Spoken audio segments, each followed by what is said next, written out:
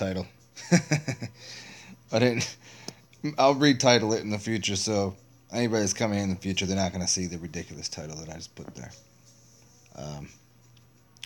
What's up, everybody? Oh wait, no one's in the room yet, so I'll just sit here and meditate for a little while. We'll see what happens. Maybe I'll just I'll do a 30-minute meditation where I'll just sit here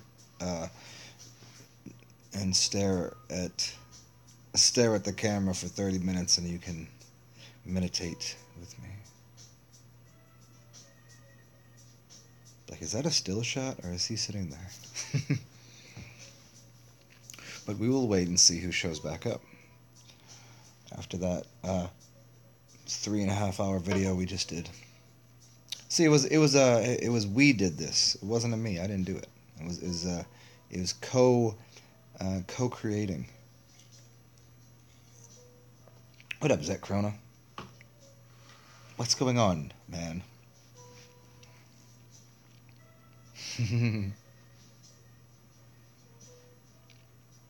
I'm not gonna be on here for another 3 hours and 30 minutes. I guarantee that. I ain't got the juice in my system. I'm kind of spent a little bit here. Should we have fun with this? Whoa, what the? No, that's no good. That's no good. That's no good. No, that's no good. Oh, that's interesting. Huh. Very red there. Should probably get another program so I can do cool. Ooh, look, it's that's right. We always do the dance party once in a while. We do the dance party. I think I want to be glamorous today. Is this glamorous enough for y'all? I feel very glamorous. Did anyone else get the message that I'm here? I just put it up real quick, so we'll see. What up, Jordan Wheeland?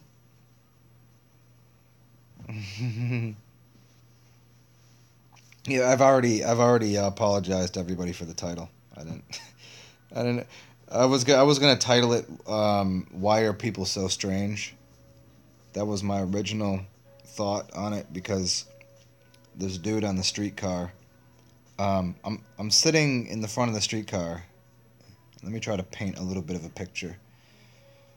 Yeah, I don't apologize often, Jordan. There's not much meaning. There's not much reason to. Anyways, let me try to paint this little picture. In the front of the streetcar. Streetcar is like a train or a tram or a trolley, and there's a bench. It would be like think of like a bench seat right in the front, and you could fit two people. There's a pole in the middle, and you can fit two people on either side. I'm sitting right next to the pole, so that another person can sit right next to me. There's no dilemma here. There's no problem. And some dude walks up to me, and he like looks me right in the face, like, and he's like, "Excuse me." I'm like, "Yeah." He's like, "Can I sit down here? Can you move over?" And I'm like, I'm literally already smashed up against the pole because I wasn't.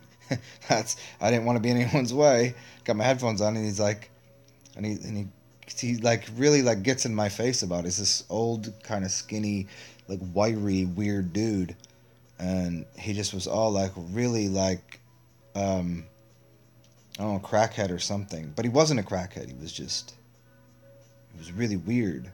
And he sits down, and he's just being all awkward. And I just tapped him. I was like, "Yeah, man, you can have the seat, man," because the train was kind of full. So I go to the back. I'm starting to get up to go to the back of the train. He goes, "Well, Jesus loves you." Like, I was like, "Yeah, and Satan loves you too, buddy." What do you say? What do you say to that when somebody says Jesus loves you? Because he could tell that I was like, well, he thought I was like, I don't know. I couldn't. And people were so strange. I was like, what is this? What is this guy's? What's your deal, man? So I gave him the whole seat, and he let me know that Jesus loved me. I was like, wow, I didn't. Have you met Jesus? What's he look like? Where is he? Why do you have to bring Jesus' love to me? Why can't he do that himself? Why are you holding on to his love for me? Because you seem like a shitty person.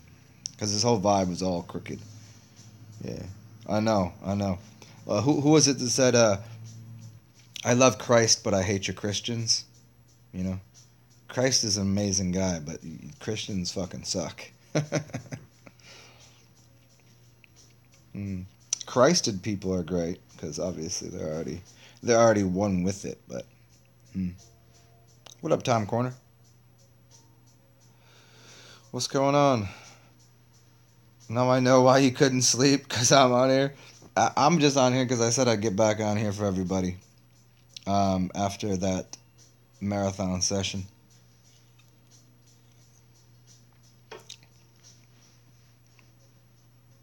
What up, Sun Soul?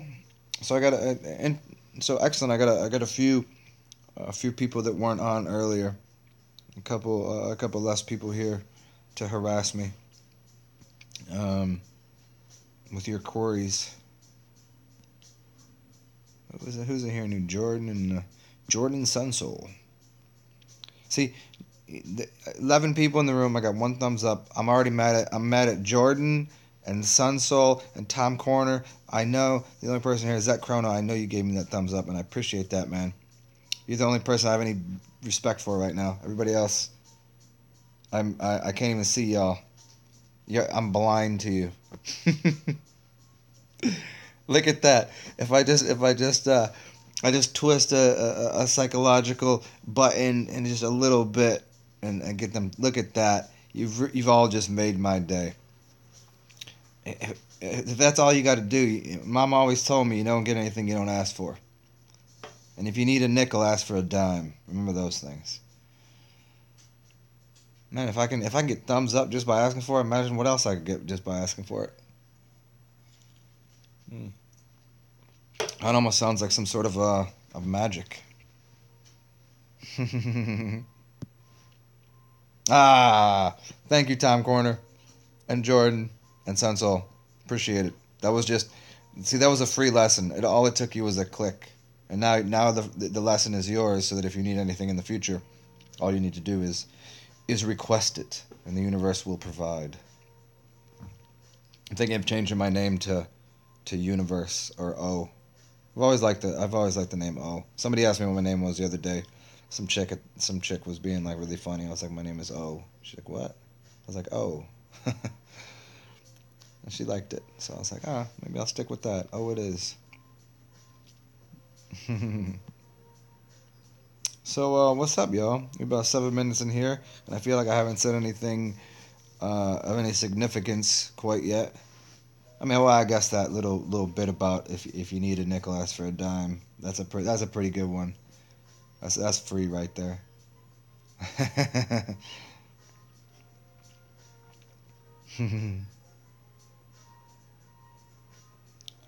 Where's the show on creating by encircling ideas? Um, I wish I could recall the poem off the top of my head, but it basically breaks down to uh, drawing circles and making bigger circles around the smaller ones. And so anything that you want, you encircle the idea. This actually gets into masonry, but what they do is they square the circle. And the idea there is to take the everything and to put angles around it or angels. And this is why the square gives you the four corners. And so they square a circle and they box something in and they maintain it by having four things. Some people would call it the four elements, the four seasons, these kind of ideas. But really, there's no boxes in nature. There's no squares. There's no 90-degree angles.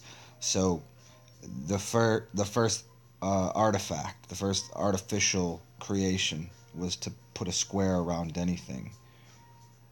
Look into buildings and how everything's made, and it becomes the substructure of man. And when I say man, I just mean humans, but specifically more masculine. It's a masculine idea. A woman would never design something with boxes and squares. I mean, they would now, but initially, when we look at the mind, if we divide the mind into those two hemispheres and the two potentials for creation, the masculine mind the masculine mind is the gift giver. So what we do is we put a box and we put the goodie in it and we deliver it at Christmas. It's a box though. So you think, as the female goes, I wonder what could be in that box, in Pandora's box, inside of that. It doesn't look like anything that I see out there in nature. How could I possibly know? And so it becomes, that was the first, how would you put it? The first game, or the first curiosity. You know, what's in the box? The Jack in the Box, Pandora's box, these kinds of things. And it was the man taking something and wrapping it up and saying, well, the woman says, I've never seen anything like that. Should we look inside? Should we find out what's in there? What's inside of the present? What's inside of the serpent? And so it could be anything. Do I want to know what's in there? Is it good or is it bad? Is it, oh, right? But getting to the way the magician works is they circle things. They get away from the boxes because it's the circles are revealing, boxes are restraining in a sense. They restrict, what's in. You can't see what's in there. So as a magician, we like to circle things.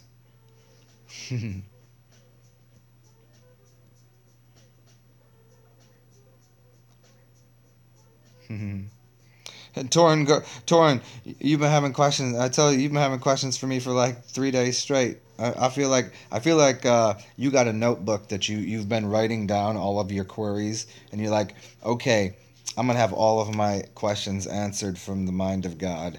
Okay, who's the mind of God? Zen's got it. Let me go through my notebook and let me fill in all the blanks. And it's cool. It's funny, but it seems like you've had so many questions lately, so that's cool. And it seems, see, you've asked, and I think I've answered about 93% of your questions. Which, interestingly, if you're asking the question, then there's 10 more people that have that same question. So people didn't have to ask it. It's like, have you ever heard the idea that if you work for a company and you get that letter from somebody writes a letter to the company saying, I loved your product or I hated your product, it would mean that 10 more people actually felt that way, but they didn't go through the process of writing it out. And so you're asking the question that 10 people have, or maybe 100, or maybe 1,000, or maybe the whole entire world. Oh man, I didn't. Torin, I don't know. Did I put you in a spell? I did not mean to put you in a trance. I release you from all of it. Unless you're enjoying it, then participate. It's a two-way street. Or a three-way street if you're into that kind of stuff. Torin, you're a chick, right?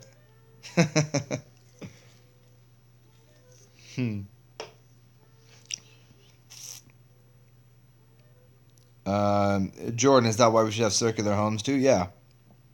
It's also circular homes. They're the most spatially correct. There's no.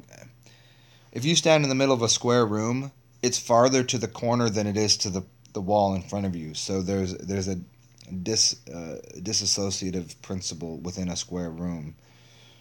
It gives. The corner traps light. The corner it's a weird space. You know what I mean? It is, corners aren't friendly, for the most part. Think of it. The kid that's running through the living room and hits his head on the corner of the coffee table. The corner of the room collects all the light. The corner is where the dead body is. These kind of ideas. If you go to the block in the city, the corner is, the cat's always on the corner. Like, that's how that works. It can be good. It can be great. But by rounding corners, you get rid of the entrapment of energy. A corner entraps energy. and this is why, if you look at a ceiling, I'll show you. It's called crown molding. Okay, see that right there? See that up there? That's crown molding, and what that does is the it takes away that corner. It gets rid of it. So just like the same acoustic properties or qualities, a square room isn't good for acoustics. So you round out the corners so the shape and the sound travels differently. It's just like color will travel differently. So a circular room is much more powerful. An egg would be. I still don't know. Excuse me. Certainly, but I think the shape of an egg, is more powerful than the shape of a circle. I can't be sure, but I know that the shape of an egg, and the oval kind of, it's almost like an oval, creates an electrical charge. And if you think about the Oval Office, why would it be oval, right? And so there's something about circles, ovals, and an egg shape. And if we get into like if we get into a lot of very hot climates where they don't have, there's no freezers, there's no refrigerators, they would take clay pots and shape them like an egg, and that the shape of it would cause the heat to rise and it to cool itself. The shape of it would cause that. There's this interesting dynamic to the shape of an egg. So, shaping your house like an egg, like what do they call them? A Fabergé? Is that what it is? Is that French Fabergé eggs? There's something really interesting about that.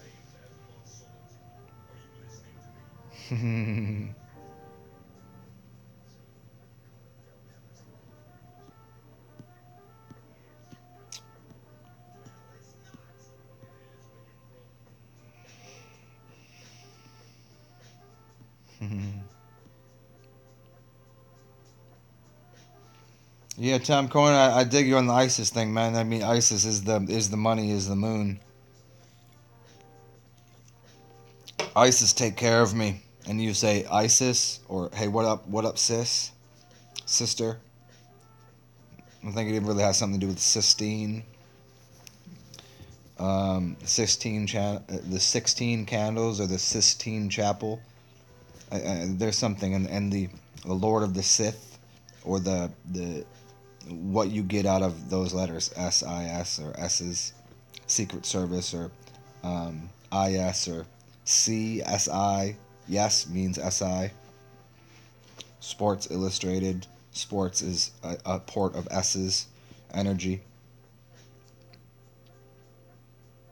Oh, Torn, damn it, man! I was so much more. I had these fantasies in my head that Torn was a bountiful woman. Oh well, that's cool. You're a dude, anyways. I'll accept it. It's still fine. What up, Jacob? Is it okay to drink aged urine at any stage? And what's the best way of storing it? Dark, in dark, cool places. And is it okay to drink aged urine at any stage? Think of it like beer or fermenting something. During the first couple weeks, it's not only not going to taste right, but it's not going to be finished with the process. So you're if you're saying how long does it need to be aged, I say you'll smell and you'll know. At about 3 weeks, it should be okay, and then after that, it becomes better and better, and it becomes more ammonia rich. And once you notice and understand the smell, you'll realize that, oh, the ammonia smell is kind of a pleasing odor, and the smell of what people think of as piss goes away, and it becomes a rich, um, uh, alkalinic smell. Ammonia and urine is very high pH of alkaline. Like the stuff that I have is probably 12, 13 pH. Like almost up to, 14 is and that is super heavy duty stuff. But if you mean any stage of where you are personally, I wouldn't take a lot of it. Always mix it, and you just see how you feel, because it's high intensity stuff. It's just like anything. It would be like drinking Everclear. It's the same kind of concept.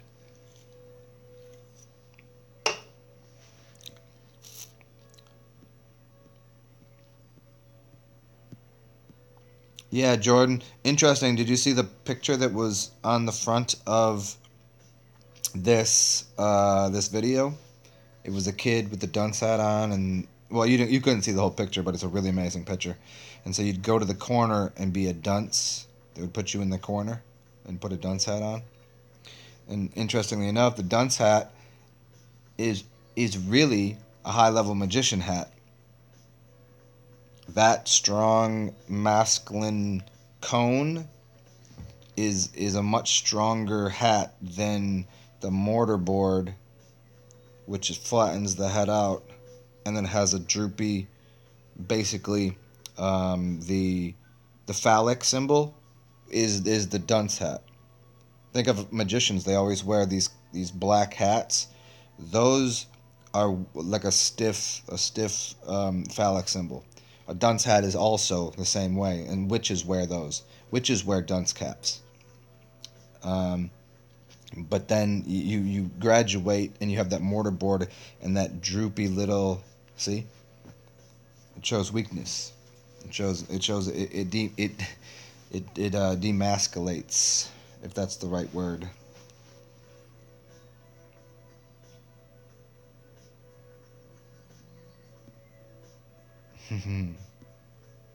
Ha!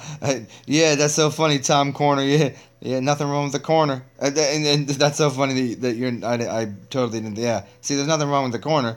There's power at the corner. It's a black magic. Think about any city corner. This is you in the hood. The hood has to do with the hood of the. I mean, we could get him into uh, the vagina and what the hood means there, and living in the hood or putting your hood up. Ghetto boys on the corner of the block. It's the B lock. There's a clock in the block. It's the C lock and the B lock. And we could. And why do they hold on to G locks? Glocks, the G locks. The cat's in the corner of the block of the B lock. But that's I've done that show before. I don't feel like doing that right now. That's a long one. Mm. Interesting, Zach Chrono. Now you all got me. I got to get into this Dragon Ball shit, man. I've seen it here and there, but I've never sat down and watched the whole show because I don't know where to start. I don't know. Should I start at the first episode that was ever made, or did the seasons get out of order? You know how like sometimes there's like six movies, and you're like, well, don't start at the first movie it was made. It was actually out of order. So, um, yeah, I got to get into that.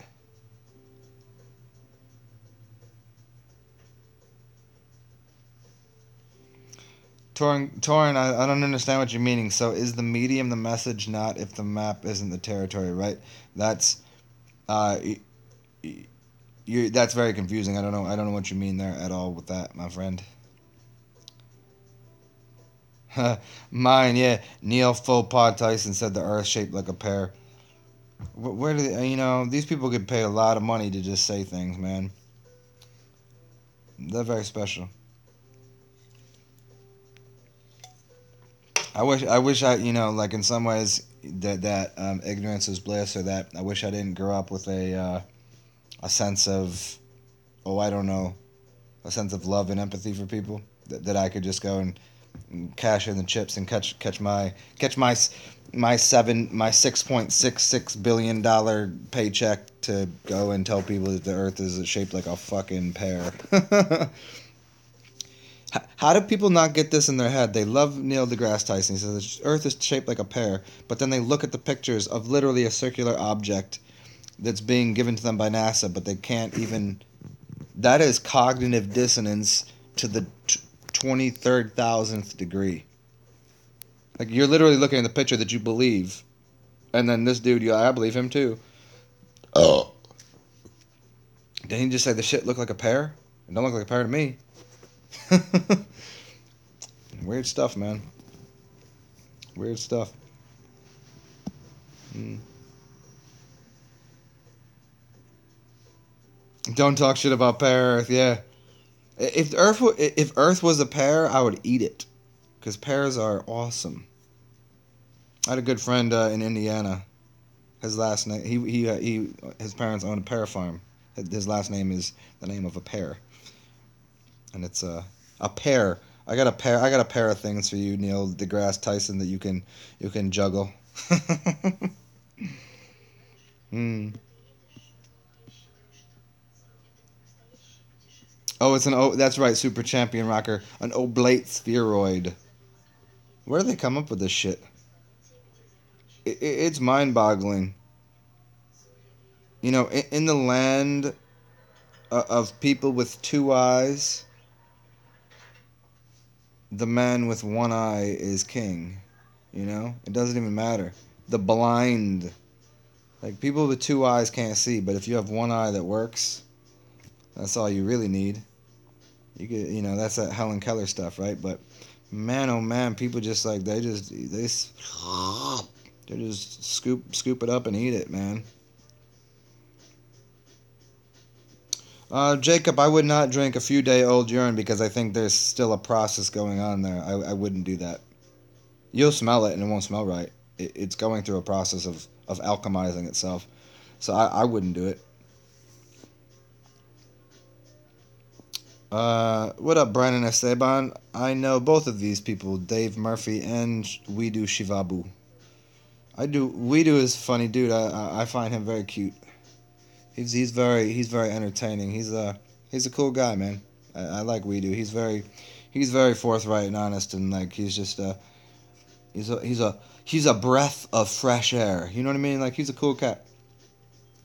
Um, and Dave Murphy's he been out there doing awesome shit for a long time, man. I dig Dave Murphy for sure. That's a dude I would get down with. I would hang out with him. He's cool. Like I don't sense anything but authenticity with him.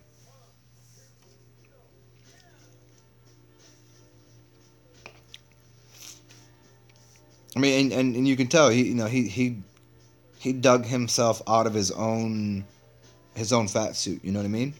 And did things that were and came to his own conclusion. And said, well, this is what I find to be true, and that's that I like. I dig it.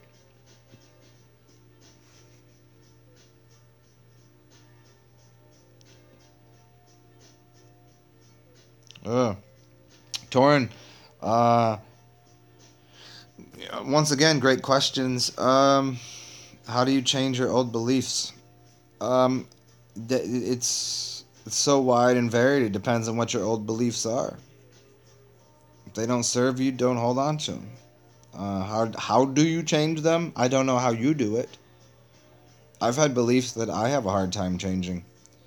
Because reality seems so obvious and certain. It's reality is moldable and malleable, and it's illusory, but it's right here. It's pretty. You ever hit your head? That shit's hard, man. But you've also, whether or not you've noticed it, you've over the course of your life, you've seen things change. It just the compression of time. If you could compress your life and things that have occurred during it, you could see crazy change, lots of change. But because it took so long for it to occur, you can't understand change occurs. So in the same way, if you could compress your mind to the point of saying, yeah, that took 2 years, but it could take 2 months, and it could take 2 minutes. Where they say good things take time, but great things happen instantaneously. I don't know who they are that says that, but I like it. It sounds good.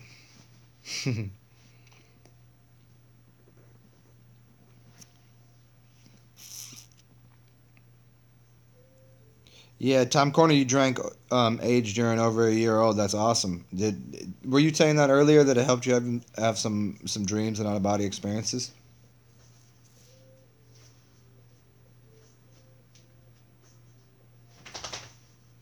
Jordan, the picture. I'll send you the whole picture. It's a really amazing picture. Um, if it was on my phone, I would just hold it up for you right now. But it's really crazy picture. It's super esoteric picture when you really get into everything else that's going on there. The green thing you seeing there is this green witch woman, and there's a bunch of other things going on above and below that.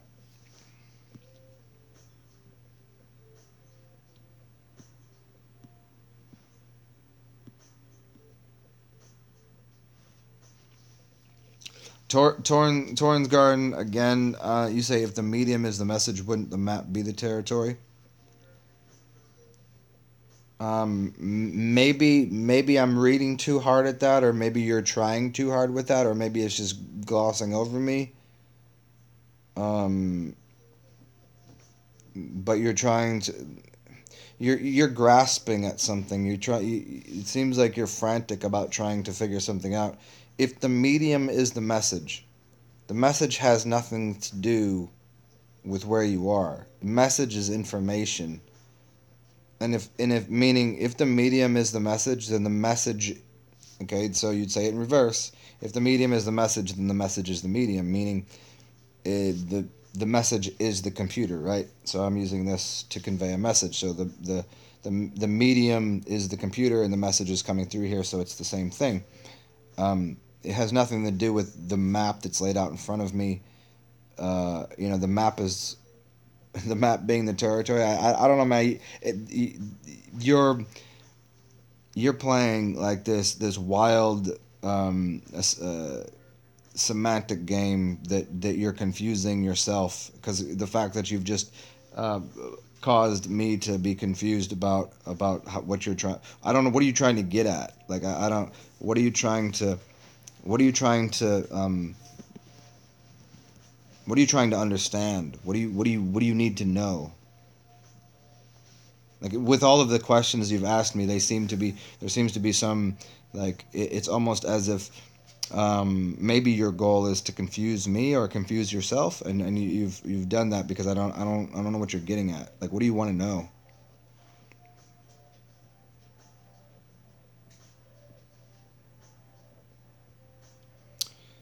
Mayan Jinaban Abadan, you feel bad that people really try to believe in outer space. Let me tell you, I believe in outer space. If there's an inner space, there's an outer space. There's what's inside of me and there's what's outside of me. And obviously, wherever this earth is, and even if it is flat, there's something beneath it. How deep can we go? Just because we might believe there's a dome over top of us, well, what is the dome protecting us from? What is outside of the dome? So, in no way would I ever say I don't believe in outer space. I certainly believe in outer space. I certainly believe there could be planets and other realms, not only on this flat plane, but above us and outside of this dome that we think we live in. So for me, I don't, I have no problem with that. I mean, I don't. I mean, obviously, I don't think there's some fucking Tesla Roadster out there in next to Mars or something. That's fucking retarded to me. But that doesn't take away from me saying, well, there's something above us beyond wherever those stars are in the sky with the lights. Well, there's something beyond those creating that. And who made those things? The, all of the same things and all the same questions and queries into the who made this or where did it come from? All of these same things still apply, and space still applies for me. So anybody saying no, our creator and we're inside of this thing and blah. No, what's outside of that? And I would suspect that people that are really on some next level astral realm traveling things have been to those places. I'm not going to say I haven't. I just didn't know what I was looking for at the time because my experience with perceiving flat Earth is only been for a short period of time now. So whenever I really got into this initially, all of the out of body experiences and astral travel, it was under the impression that we were spinning on a ball flying through outer space. And that's what I was dealing with. So when I was in different places, I didn't have my frame of reference was like, oh, I might be on a different planet. And I'm not saying that I wasn't. I'm not saying I wasn't in a different dimension or even on a different dome or whatever. So from that stance, I don't. I don't have a problem with thinking of outer space. I think there's more of a problem with people that now jump back into, well, it says so in the Bible, and now we're back to the Bible bullshit. Oh, it says so in the Bible, and Jesus created us, and we're in this tube, and this is all we are, and there's no other planets, there's no other place, and this is just us. I don't believe that. I've never even um, contested that that was the way it was. I've just said it just seemed, well, upon further inspection, it seems like the Earth is flat, but there are realms and levels and maybe balls in outer space outside of this. So I'll say that much. We might be underneath the sea right now. We might be underneath the sea in a dome with shit in a sea, and then 200 miles up, there's the top of the sea, or let's say 1,000 miles up, top of the sea, and then I could get out of that, and then there's a whole nother world up there. There's no way of proving that or disproving that. Maybe if we can get out of body and actually travel, maybe, but yeah.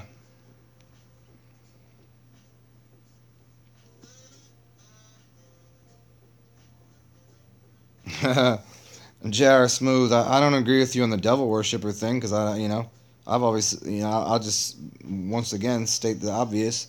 God and the devil are in cahoots. Jesus and Baal are in cahoots. The whole thing is one cohesive unit. I don't have a problem with the devil, and I ain't got a problem with God. They're both on my team. God is the imagination of the infinite space, and the devil, or whatever you want to call it, is what gives you physicality. It's this. And they're both perfectly fine in my book.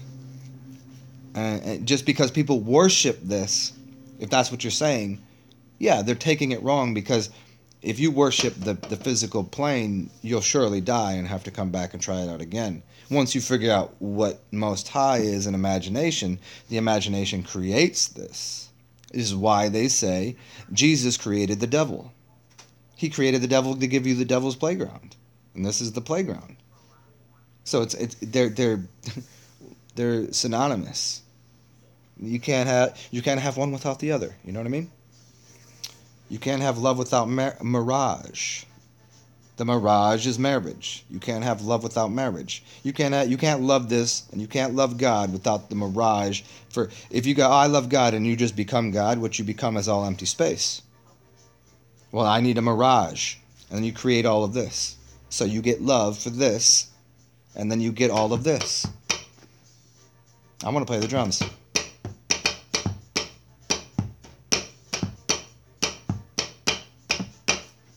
Well, I'm playing with the devil's drum right now. Is this not true?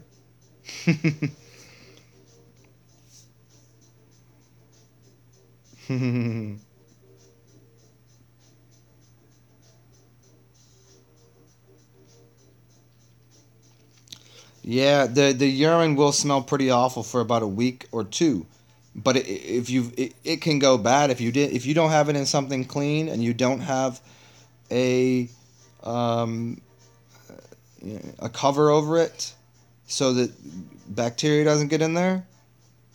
Then it might turn into something nasty. I've had piss go bad twice. It was when it was too hot, and it was one time I put it into a jar that wasn't excessively clean, and both of those went awfully bad, and it's awful, like awful smelling. So you'll know completely the difference. But the process of getting from normal urine to aged urine, there's a stinky place in there.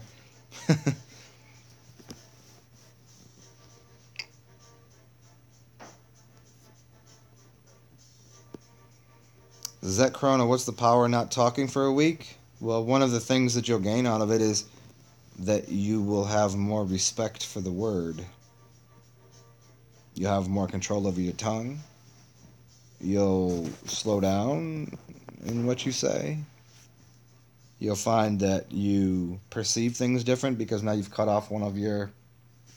And now all of a sudden sight and sound becomes more heightened because you have nothing to say. Especially if you do it on purpose. If you're just like, I'm just not going to talk for a week.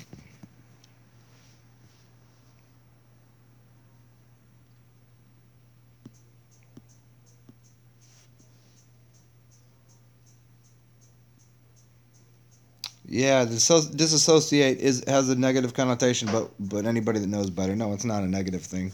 It just literally means what it means. You disassociate. You know, plenty of people. I mean, anybody in this room, I'm sure, has disassociated with friends or family or things that they used to associate with. I've disassociated with substances of my life and people and ideas and television channels and movie. You know what I mean? Like radio stations. Do disassociate from it. We'll no longer have an association.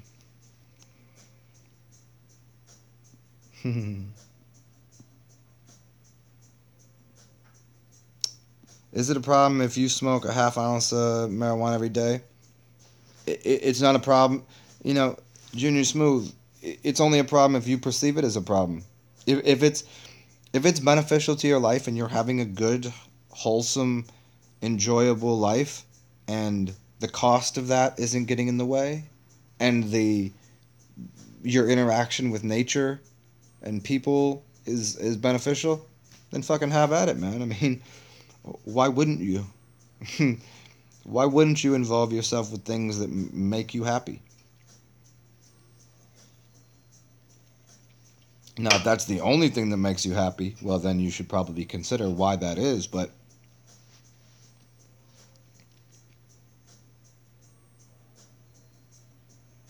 well, that's cool, man. Smoking by yourself is cool. You know, I've always said that, you know, people always make fun of people like, oh, you drinking alone, you're an alcoholic. And like, no, you should always know how to do every drug, every element, whatever it is, by yourself because you're the one that needs to know how that works in your system.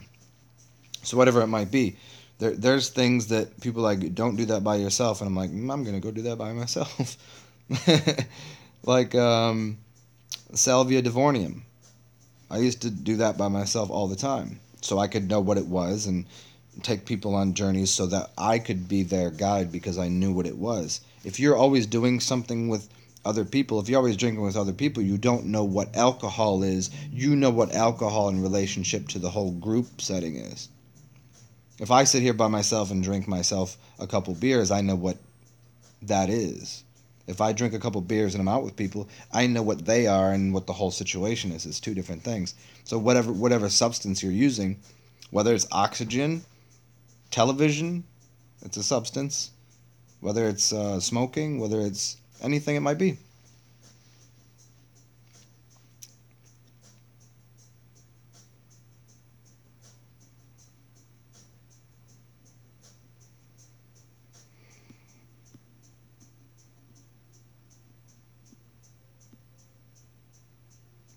Uh-huh. Yeah, yeah, Mayan Jin, yeah, yeah, okay. Well, yeah, yeah, of course, of course.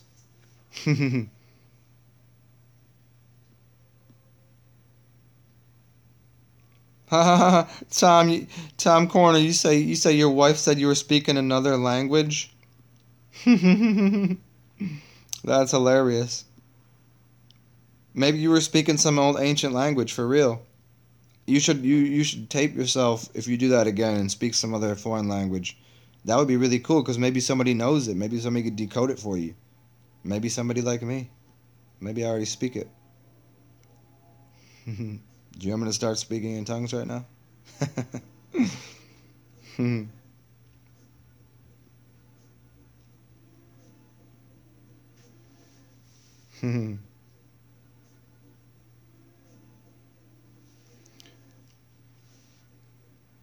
Yeah, Maya and Jen, I dig you on that. Yeah, Torn. I mean, you get me though. Like about the, yeah.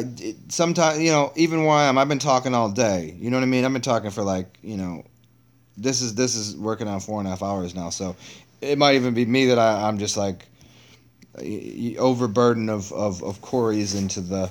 You could. You get you if you got on Google and you just started googling all this shit, all of a sudden the cache or the cache or whatever, however you say that word properly, starts to all of a sudden the RAM is all like you full on the random access memory. You're gonna have to dump some of that shit or take a nap or something.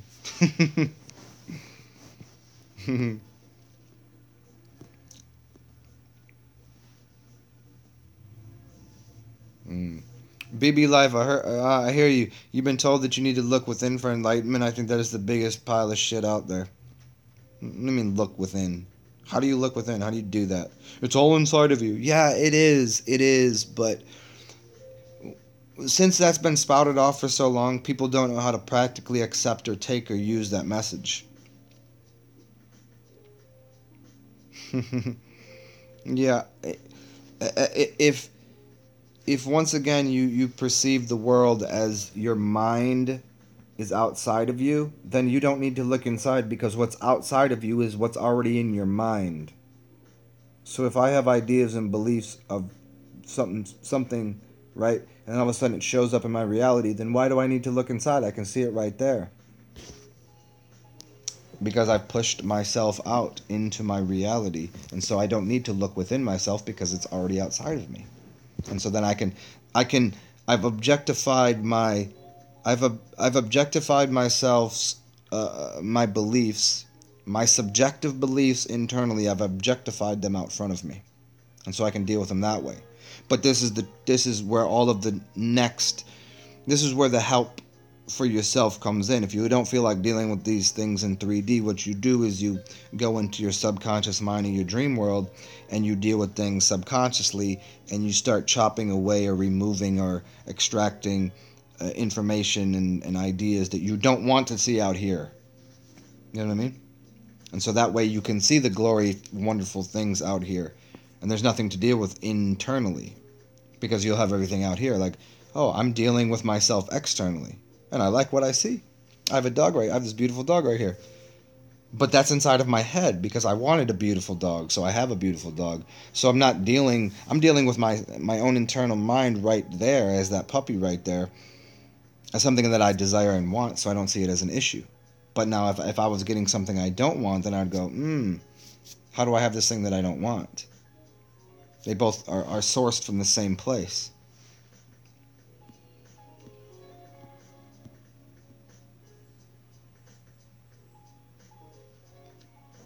Tom Corner, yeah, you can chat with me one on one whenever you want, man. Apparently, I got to talk to a couple people tomorrow one on one. So if you wanna get in line, I can do some chats tomorrow. You feel free to hit me on my Theoluminous. I didn't put it beneath this video. Go to any, if you can't remember it, go to any of my other videos. My email is at the bottom of the thing. Theoluminous, Gmail.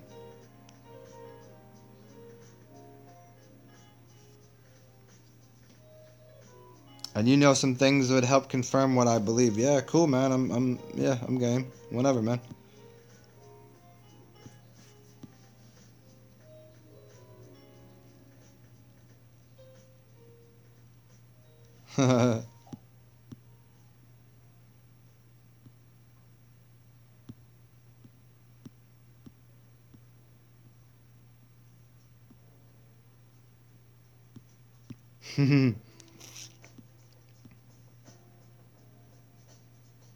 Yeah, J.R. Smooth or Mr. Junior Smooth. I would take, if you really want to dream and get into the dream world and start doing, affecting reality a little different, not um, play Groundhog Day all the time.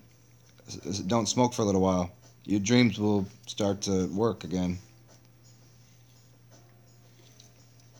It's funny. Some people, they don't smoke and they don't dream, but then they'll smoke and they can dream. But then people that are smoking all the time can't dream. It's a balance. It has to do with habits and things.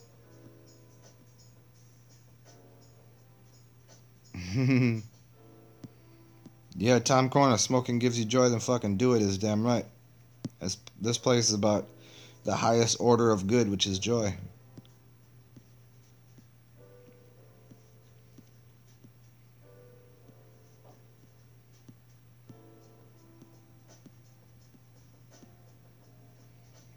Super Champion Rocker. What do I think about Jägermeister?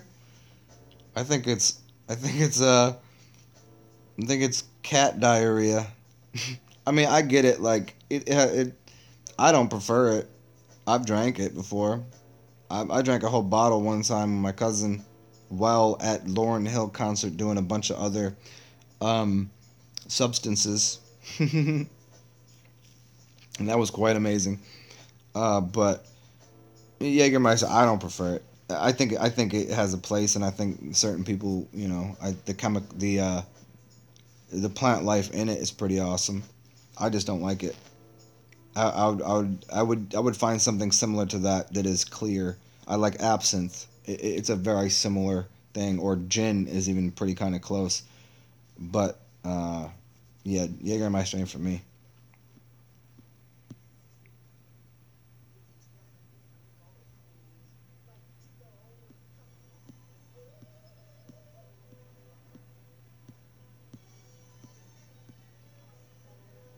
Yeah, Torn. I would say, you know what? There's a talk or a lecture I'll give you sometime on that. And I don't mean a lecture. Like I don't like to lecture people. I just like to interact. But there's this. It's something I have to re-listen to so that way I can convey it to you better about what you're saying about perception of problems and things. And that's the thing is life is we create problems so we have something to fix. Because if we don't have problems to fix, then we feel like life is weird and like everything's empty and there's nothing to do. But yet that's the point of what the guru and the samadhi, the gurus and the yogis and all of the they try to get into samadhi and the place of no mind and that there is no problem, so there is no solution, and so here we are. We're just being, and that's great. But there is a way to find joy and happiness without having to find problems on the other half of it, the other side of it. There's no. If you go to the equator and you see a mango tree and you eat of that mango tree, and then you take a nap and you wake up and that mango tree is there, and that ocean is right there. You jump in the ocean and you come and you eat a mango and you lay down and you take a nap. Where's the problem? There isn't one. There was never a problem. Then somehow we'd call man or man's mind decided to start doing things to try to make things easier. But in doing that, they created a problem. I don't know what they were trying to make easier. But apparently, we've done that. We've tried to make everything so easy that we've created obstacles. Obstacles for. Like, creation already existed. We were creating out of our mind. Here's how simple it is. All of this that exists is out of our mind, so we created all of existence. And then we said, well, that wasn't good enough, so let's start building things with our hands. Which then became tools that could cut off our fingers. That became factories that are cutting up, we're making hot dogs in factories. Look at the insanity. We could have just sat there and ate the mango underneath the mango tree. Why cut it down and start building all of these houses and going to the cold climates in north and all of these things? This is what we've done. We took what was already simple, which was to create with our feeling and with our images in our mind, and then we started to use language and to create things that were rabbit holes of stories and creating infinite complexities to simple things. The simple thing being life.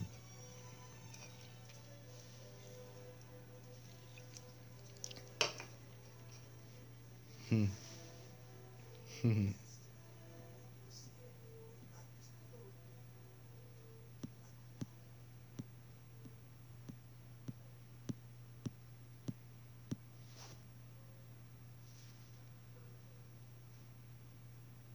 Super champion rocker. Don't call Jägermeister a liquor. You call it what it is. Cat shit. Hmm.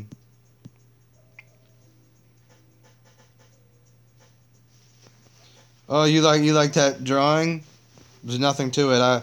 It was I haven't drawn in years. Um, and I was watching somebody doodle.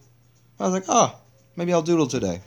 And so I picked up some pens that were in the drawer over there, and I just started doodling. And that's what happened. A couple hours later, that's what you got.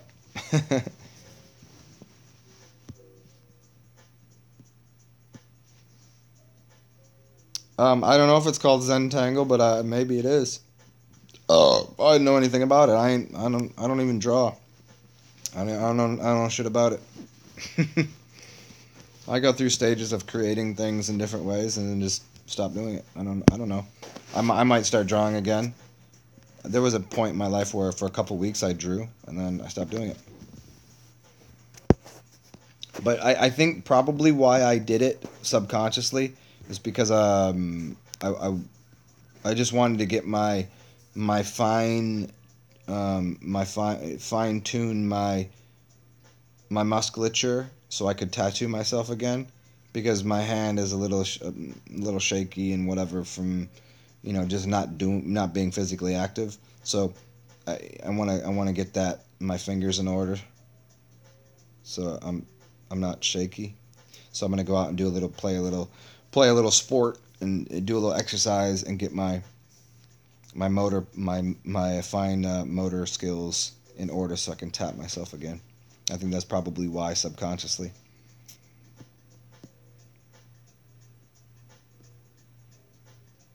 The Super Champion Rocker, you drinking that cash shit? Yeah, have fun with that, yo. Oh. Hmm. Yeah, I don't know. I mean, for me, Jägermeister's got to if it's gonna be drunk, it's got to get drank cold. And for me, liquor should be something that is warm. It doesn't make sense. Nothing makes sense to me that needs to be chilled because in the real world there is no ice. You know what I mean? I mean, don't get me wrong. I really enjoy like a nice cold margarita or um, you know chilled beer on a hot day. I mean, it's fantastic, but the idea of cold liquor is weird to me.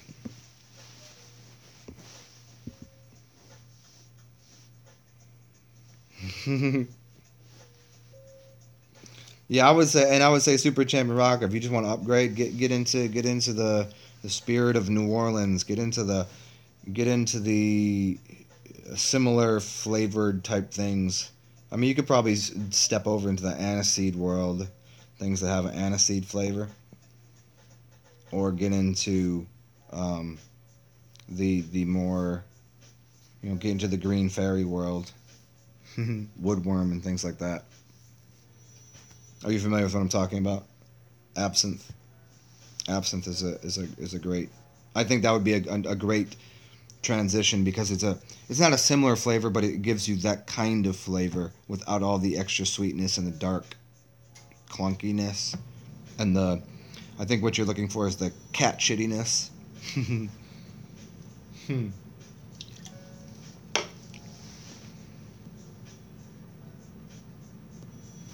Yeah, oh, it's only the second time you've had it. Do you like it? Do you find it like? I mean, if it suits you, you know what I mean. Drink what you like. I mean, that's the world, man. Like for me, I don't like. I never really been a big fan of rum. It's a little too sweet. Um, Whiskey is okay to me, but really good vodka. Um, I like. I like. I never knew I liked it until just recently. But tequila, tequila is awesome. I really like tequila. It has a great effect on me.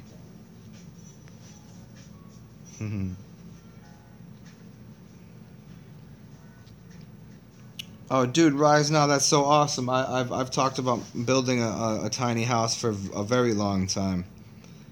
Um, I used to build houses for a living. I used to own my own business building houses, so I'm very familiar with carpentry and all that.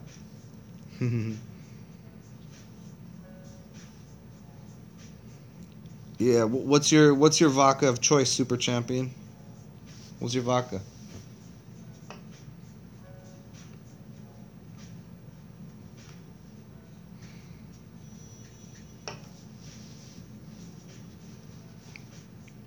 I'm gonna have a shot of vodka for you right now, because I have this really great vodka in the refrigerator that for a liter of it is only like $12, and you're like, oh, it must be dog shit. No, it's actually great. Let me go get it.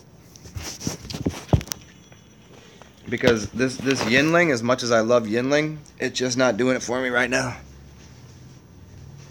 Oh, it's called Sobieski.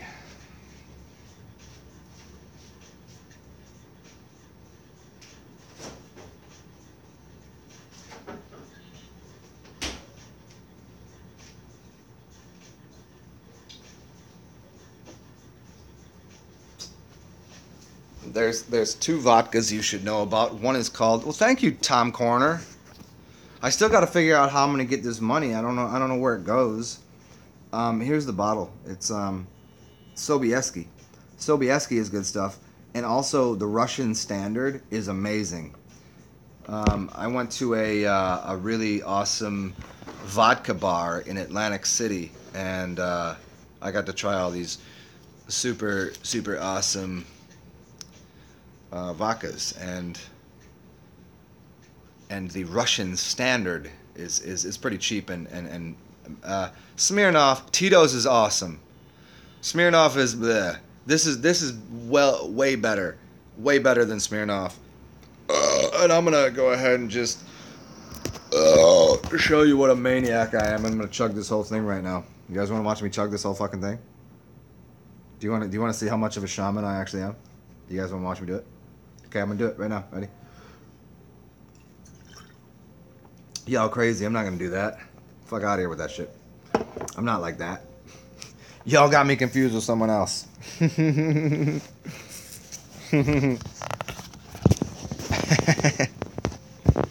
Y'all silly. I couldn't do that. My body won't let that happen. I can barely do a shot. It makes my nose itch a little bit. That's a lot of itch to do. Oh, BB Life, you really thought maybe for a second. No, come on. No.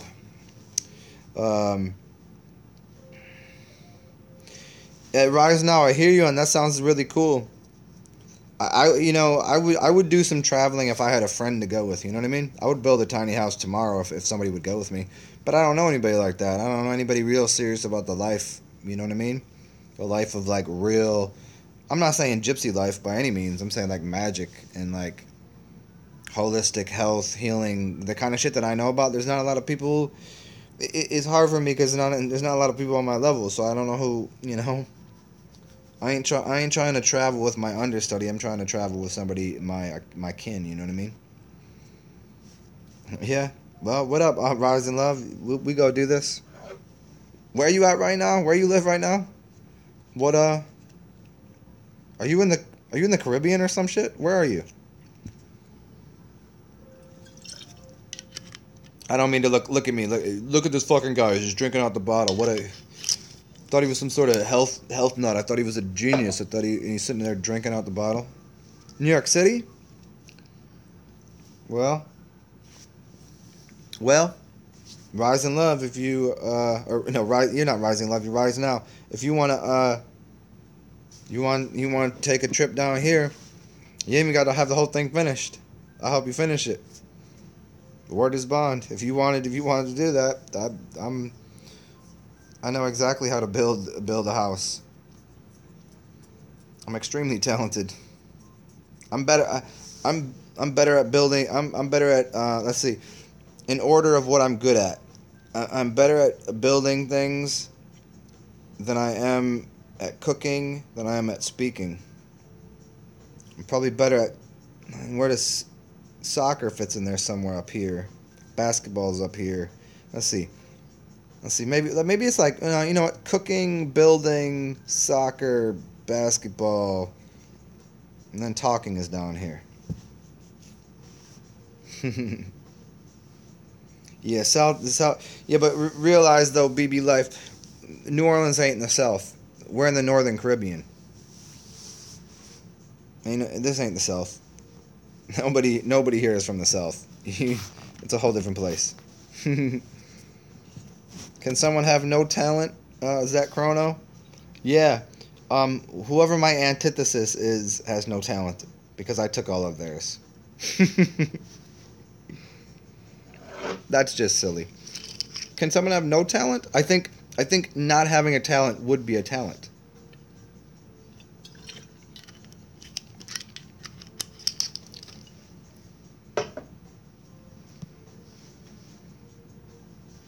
Yeah, yeah, of course, Rise now for sure. There's a lot of interesting little things that you could do with a tiny house to make it like super energy efficient. And there's a lot of cool little things you could do building it to use use specific shapes and things to make it extra feng shui.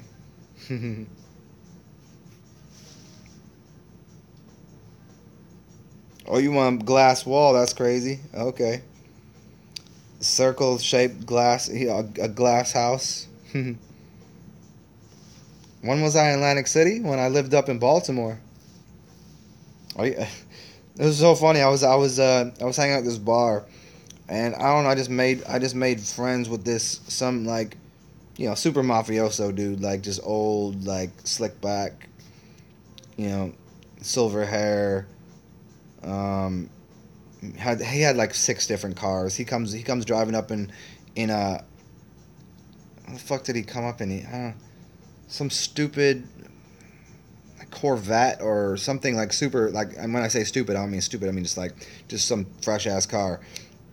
And he's like, it's like noon on a Sunday. He's like, what you doing? You want to go to Atlantic City? It's like, the dude's crazy. Like, but yeah, Atlantic City is a cool place. Ephraim and Ephraim Hurdle, I never talked to you before. You just giving me money? Thank you, man. I feel like I never even talked to you or answered any of your queries into the world. But apparently, you must have heard me talk before to be just throwing money at me. So I appreciate it, man. Well, thank you. I appreciate it, dude. I even said nothing of any kind of infinite wisdom here today. Feel free to check out my other shit, and hopefully that will pay for your $5 entry fee into the curious mind of whatever goes on in my skull.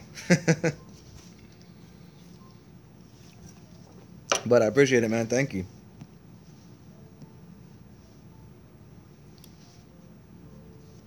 Oh shit. Okay, you got on it. Okay, cool, man. Yeah, the 4 or 5 recent ones I've done, I thought have been really really. I've been all over the place, but there's been some deep shit in them, like a lot of really really good stuff in the last maybe 10 hours of videos I made. But obviously, there's a lot of good specific ones out there. And if you ever want anything, man, don't hesitate to ask. If you ever want me to make a video on something, let me know.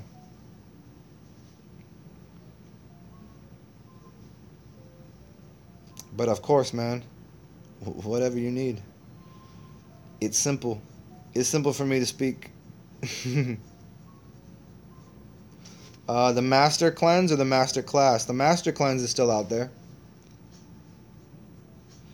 Yeah, I don't even know what anybody's sending money from. I don't even know where it's going to. I think something got turned on one of these things because I see it. I see a little button up here with the star on it. I don't know. I think it might. Maybe it goes to my studio account. I'm not sure. So I'll check it out because the last 3 videos people gave me like some money and I was like, I don't know how this is happening right now. Maybe I got drunk the other night and turned a button on that I didn't know about. So if anybody knows. And Jordan, I didn't remove Masterclass. No.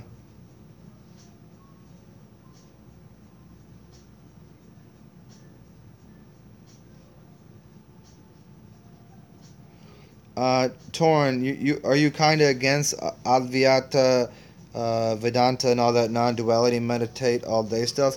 Oh yes, I'm completely against that.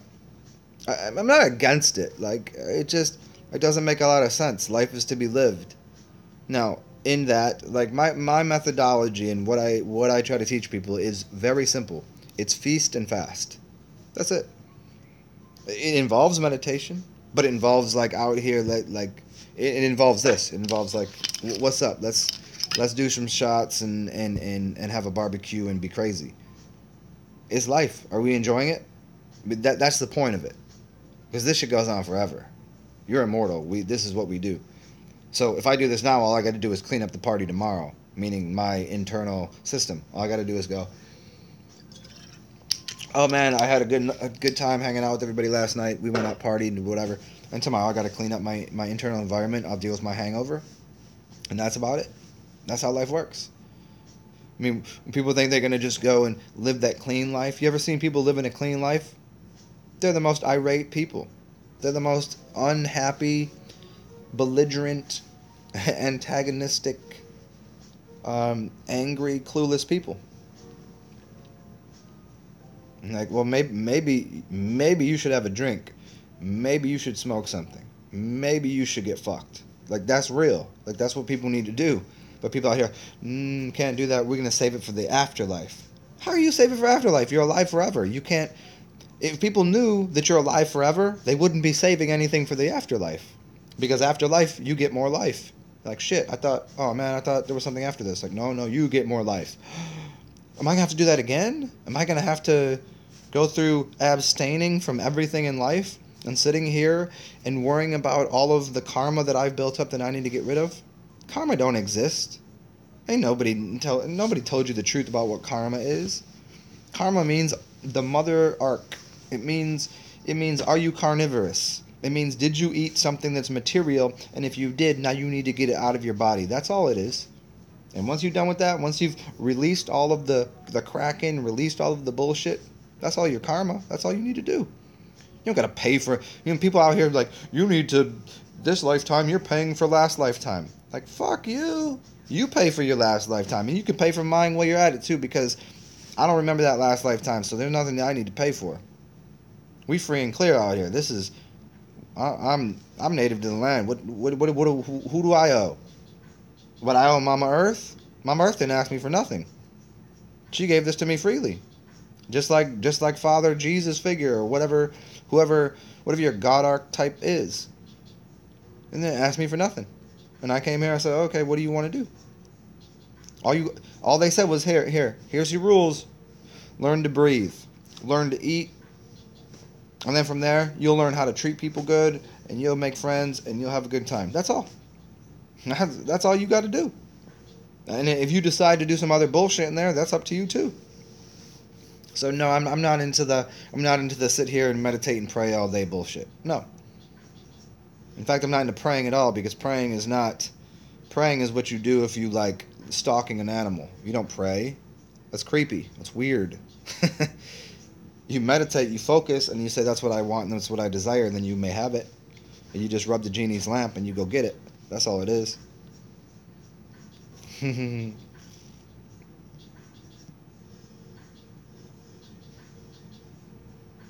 You're more similar to the tantric yogic path? Maybe. But I also like to make a mess too. I also like to have experiences. I like to argue with people. I don't know. Sometimes I do, sometimes I don't. Sometimes I like to take a nap. Sometimes I like to be silent. I like to be whatever my spirit holds for me. Whatever it is that seems to be causing me the most joy, that's what I'll follow.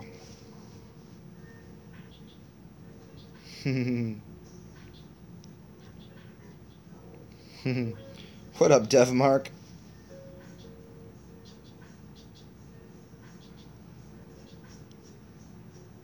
Torrens Garden, I've experienced non-duality though, right? I mean, I'm experiencing non-duality right now. Like, all of you in this room don't concern me. I'm sitting here as a singular person, as a singular entity, as a singular being, and I'm just talking. I have no qualms with what I might say. I'm not worried that if I say this thing, I'll get this outcome, or if I say that thing, I'll get that outcome. I'm not being positive, I'm not being negative. I'm just simply stating what I am. It's very, I am this. If you are I am, there's no duality in I am. I am God. Simple. What else do I need to do? So, from that sense, I assume, and I've experienced duality uh, triality or a quadality or all of the extra ones, you know? All of those exist too. But people go a little too far with duality I've experienced singularity and we're all the same. No, we're not all the same. People, we have our spacesuit so we can all have our own individualized experience. We're part of the same overmind and soul, but here we are having this experience, and without our individual self, we can't experience anything. Which still means that you're over there and I'm over here. So in a sense, there is a degree of separation, which gives us this boundary gives us an experience. Without the boundary, we have no experience. But I'm singularly having this experience, and you're singularly having the experience of listening to me. Some people might call that duality, meaning I'm here and you're there, but I don't see it that way. Samir Lindo, I've done some videos on numerology.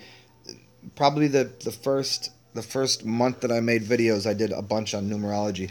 If they're not up and you can't find them, hit me up and I'll re-release them because I took like 300 videos down. So I'll re-release those for you.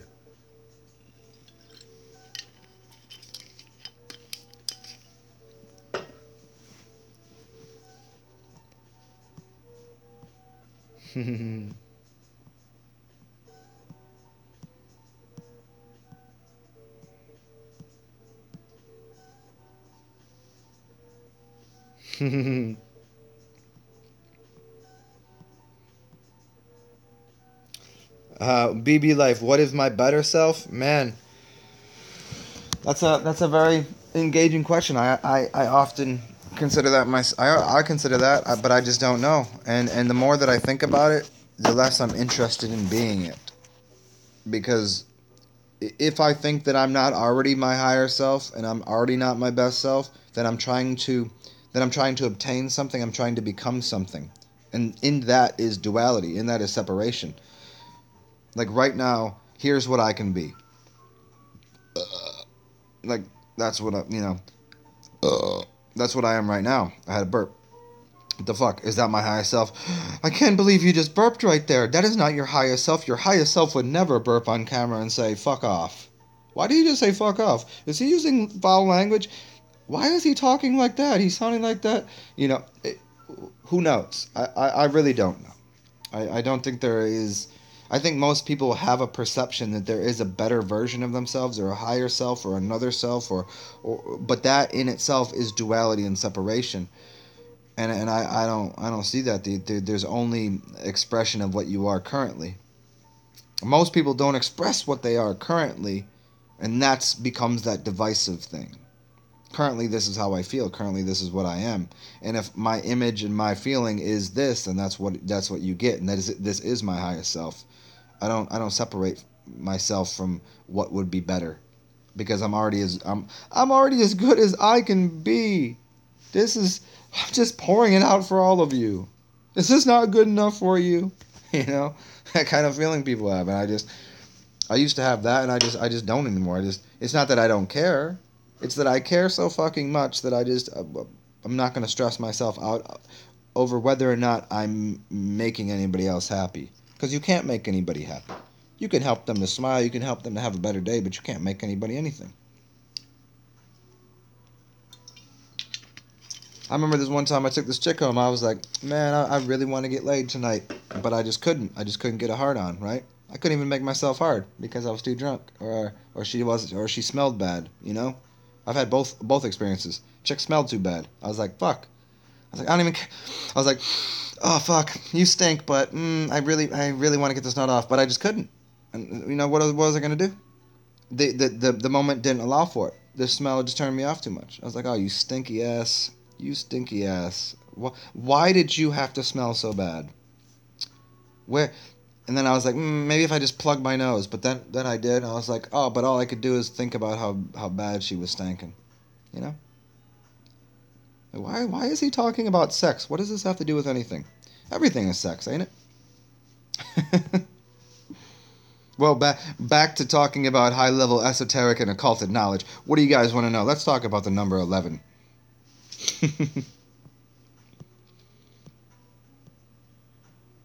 Hmm.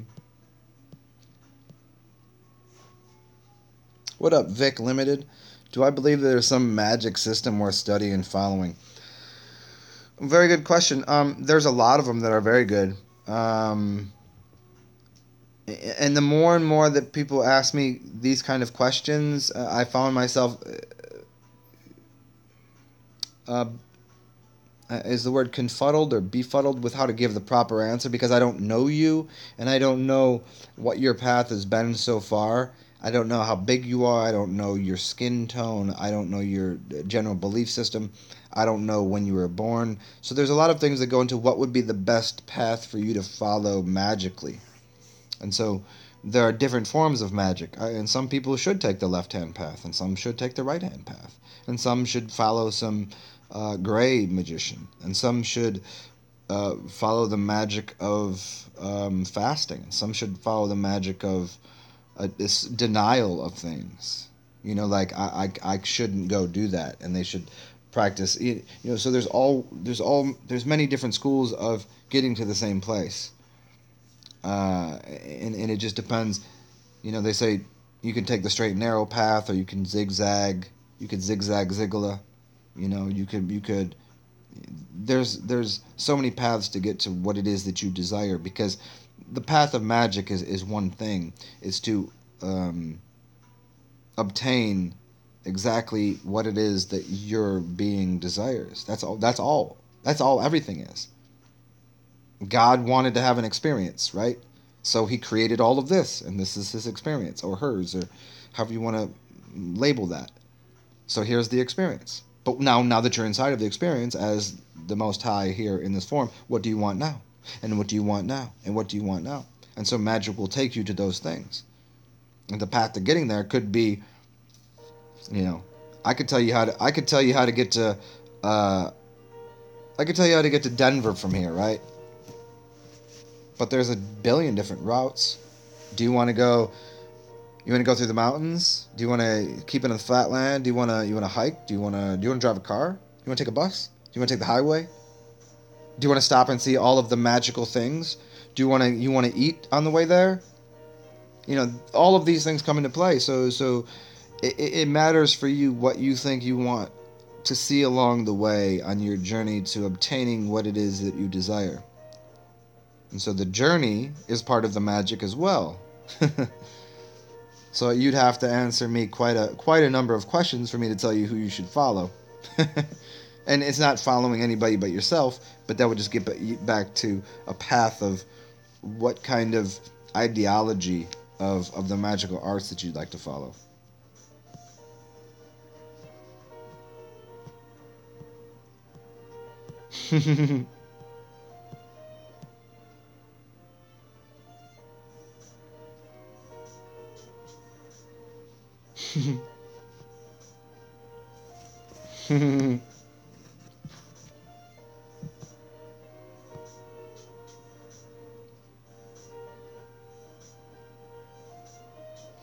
Jordan, are you asking me that? I just got to Jordan's question at 9:32. I'm only a couple minutes behind. Were you asking me, Jordan, about you're curious with you being? Oh no, you're asking somebody else. Okay, I read your question wrong. Oh, you were talking to Rise now. Got you.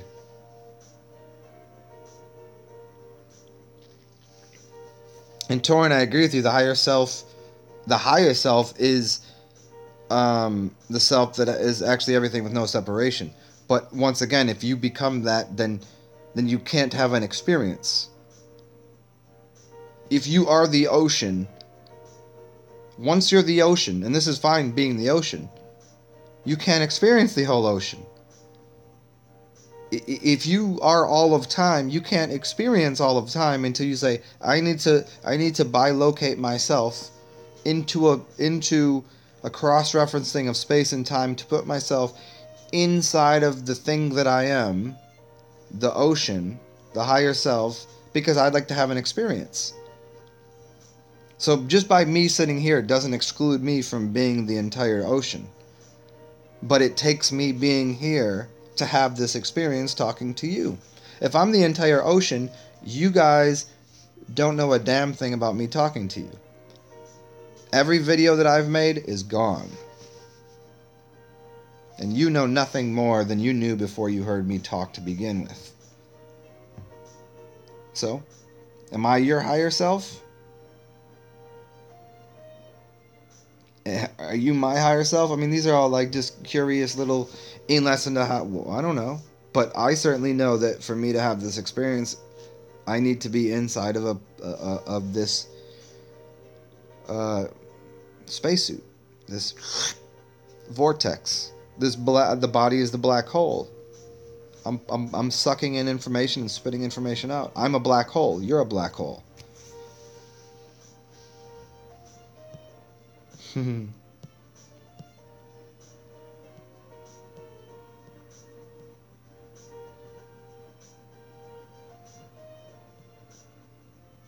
Yeah, celibacy can work for some people. Other people, no. I don't. I think it serves a purpose just like fasting does. But all in all, I mean, if it's giving you more joy to be celibate, like I've been pretty celibate for quite a few months now. Partially out of because I just don't feel like dealing with the repercussions of dealing with low level skanks and broads. You know what I mean? Like if I'm not fucking with somebody on my level, I'm not fucking with them. Like because I as I was saying earlier, making kind of a little bit of a joke, but if you throwing around high levels of magic and throwing around good dick and being a good lover, you're gonna catch some stalkers, and that ain't fun. And so that kind of turned me off to fucking with chicks, and and also heartbreak. Between heartbreak and having like stalky types, like those two together, I'm just a little more selective. Going out and just having that like 1:30 in the morning, 2 o'clock, romp around with somebody, some cute chick at the bar, and like, hey, we'll see each other when we see each other. That's fun, but I just kind of got disinterested in giving my energy to someone when they didn't know what to do with it. Because for me, getting into the tantric thing isn't. Because I there was oftentimes I would have intercourse, make love, have sex with the chick, and I wouldn't have an orgasm, and she would think she did something wrong. I'm like, no, I just that's how I practice. I don't feel like dropping my seed right now, and because I'm not interested in making a mistake and impregnating you, or and I just want to maintain my energy in my body, and so that kind of like she felt defeated. And that wasn't my purpose. So I've got that goes into the mix too.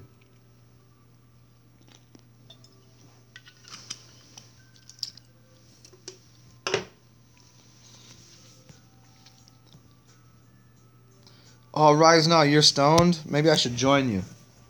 Let me. You know what? I'm gonna join Rise now right now. Let me see. Let me see what I got here. Oh, Hadouken.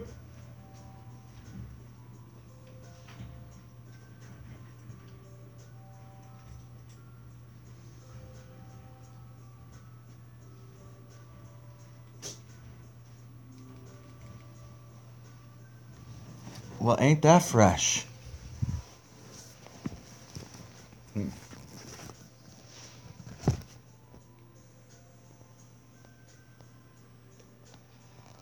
Oh, and by the way, thank you, Jordan Wieland.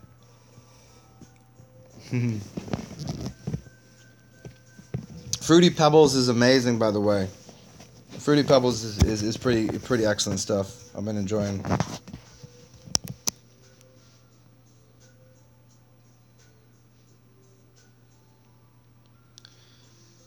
Mayan Jin, will you say still though you know the name? What are you talking about? And what is HMU?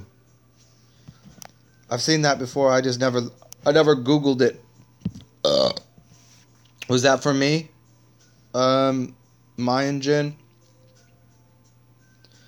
And Tom Corney, you asking about the number 9 and completion and what it means. The number 9 is basically, so the 6 of the 9 has to do with the sperm and the tail. One is standing up, and one is planting a seed. So the numerology videos I did, I'm gonna go through and I'll re-release those for you guys because they might not be out. But the 6 is basically when a seed gets planted and it sprouts up. That's the 6, and then the 7 would be the cutting off of the shaft. You'd be that's the sickle, right? The 7, like the Undertaker, and the 8, because now it's going to drop to the ground. The 8 is the infinity to create the cycle, right? And then the 9 is the plant growing up and having the flower on top. So the 6 and the 9 is the seed starting to grow and then becoming the full completion of the plant, which is the same in the same way the masculine and the feminine. One is electricity and one is the masculine and feminine is one's down and one's up, right? It's the inversion of the same process. The 6 is the planting of the seed, the 9 is the expression of the seed.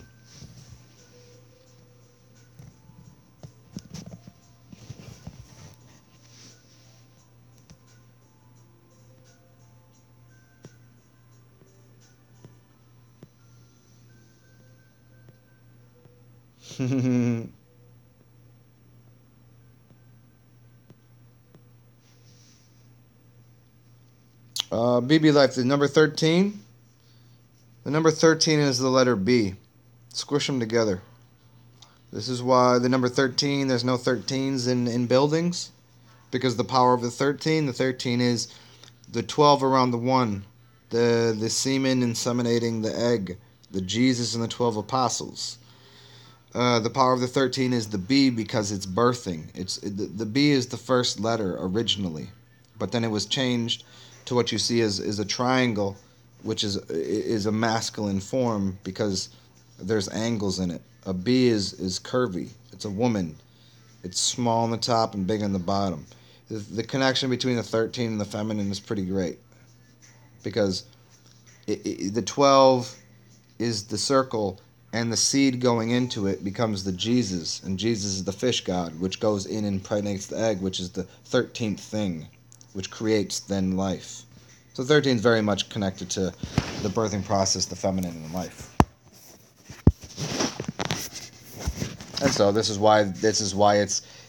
literally why through the patriarchal society and everything it's vanished. You can't even get in an elevator to evade L and get to the 13th floor. They say it doesn't exist. How insane is that? How insane is it? Nobody even goes, can we go to the 13th floor? Well, no, the 13th floor doesn't exist. How can't it exist? How a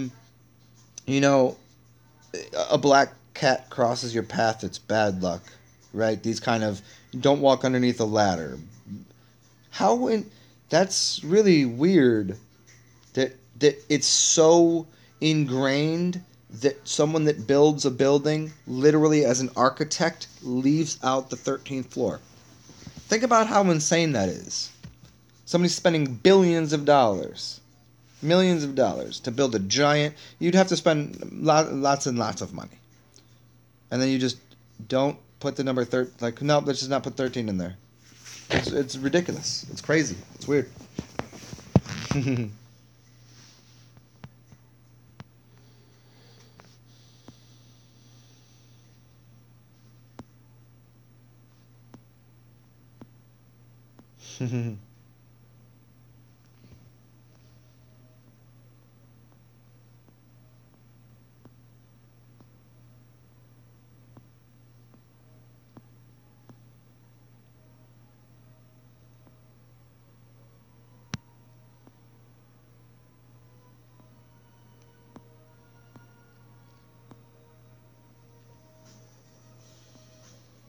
Oh, Vic, obey everything. Yeah. Cool, man. Well, it's good to see you.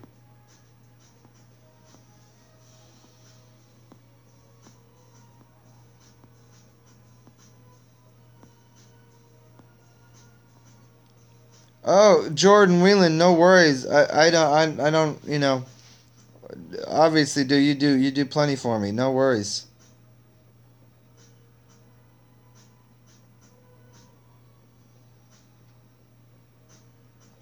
Yeah, it's no Jordan. It's no worries. Whenever, dude. It's all good.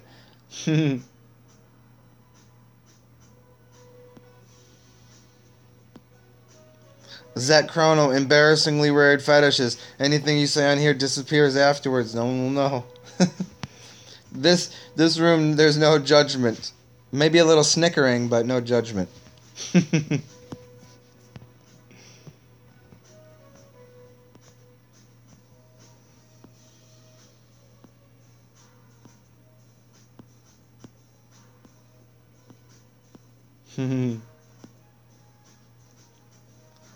You want me to do an actual Hadouken? Where we at here? I'm only a couple minutes behind Joe.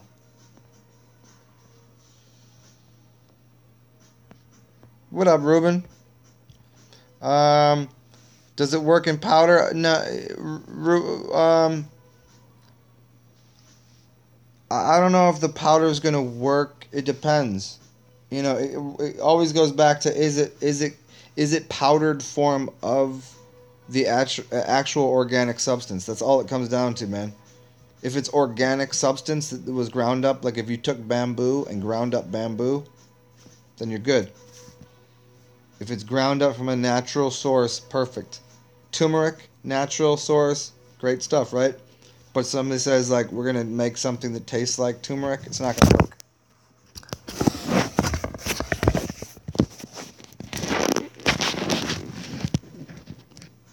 Yeah, and Ruben, somebody was talking earlier about growing hair back. So next time they come on, and if they ask about it again, I'll let them know to hit you up about it because I was telling them that you grew some of your hair back and you've been having a good go at it with aged urine and silica and some things. So yeah, man.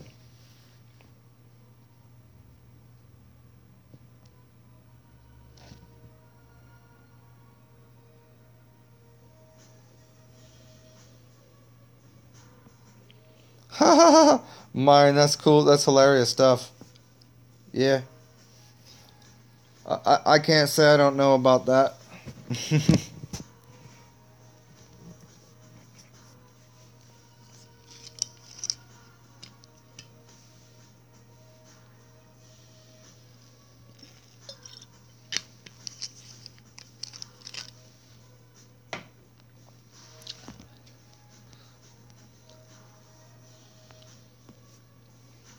Tom Corner, what's your don't trust Amazon about? What you mean there, man?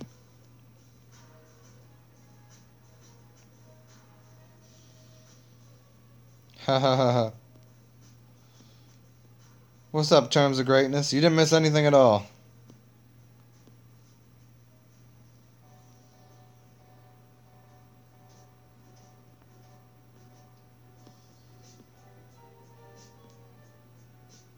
What's up, Junior Smooth?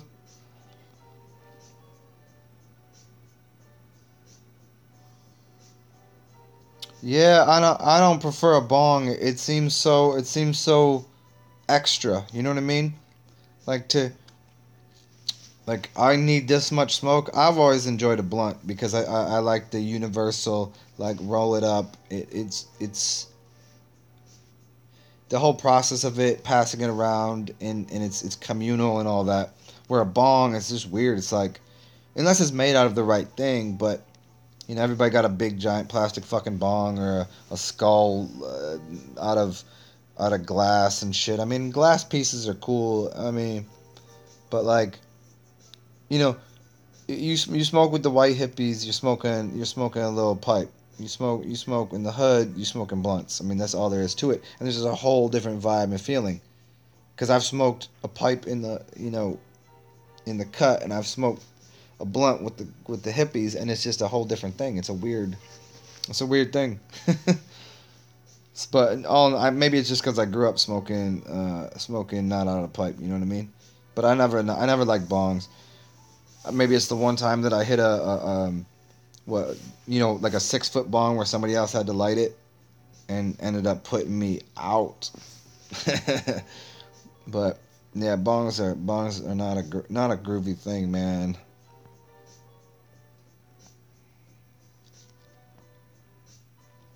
Ruben, your internet cut out. The basic concept, man. If it's organic and coming from the plant, use it. If it's not, don't. So I don't know what you got there. Like if it's silica, natural silica ground up, yeah, give it a shot, man. It can't. It wouldn't do you any harm. But if you're getting something that's artificial or not, inorganic stuff, that's not gonna do you any good.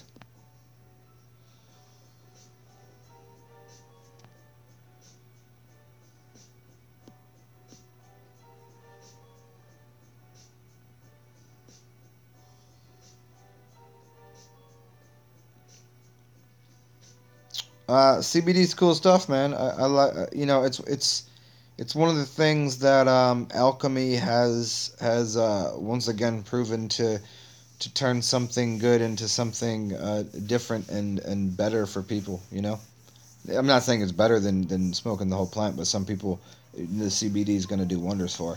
So, yeah. And if torn, what techniques for not spilling the seed? Get near the edge and then don't let it happen.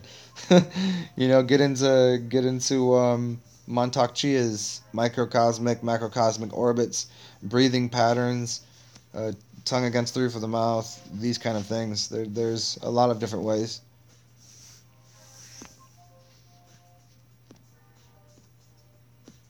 Oh, I'm a little behind here, yeah. Oh, so Jory, why would they get mad? Because they felt like they didn't do enough. Because like, how many chicks are out there? Like, how many dudes are out there not coming? How many chicks are out there? Every time they've had sex, a dude comes. Pretty much every chick. I don't know too many that ever had like, other than me, ever had an experience where like the result was them coming and me not coming. That's not a normal thing for chicks. It just isn't. So for that to happen, they're like, "Did I do something wrong? Are you?" They felt like I wasn't interested. Was it not good enough? I'm like, no, no, no, it was great. It had nothing to do with you. It's me. Oh, what did I do? It was like, oh, it's you. Like, no, no, no, no. I mean, I don't want to. Well, why don't you want to? That becomes the thing. Whether or not we have that entire conversation is what's going on. You know what I mean? That's what's going on in the skull.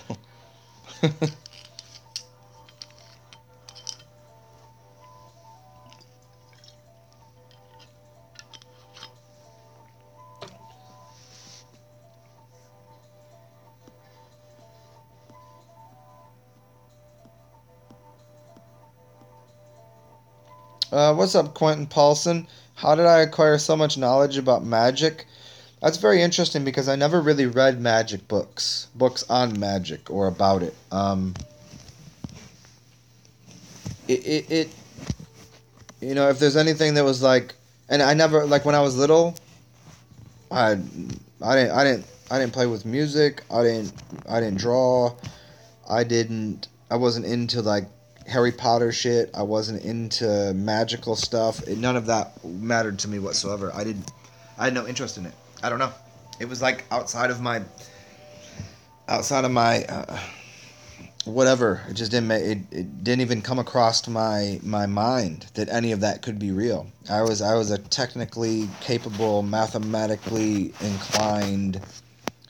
That was my world.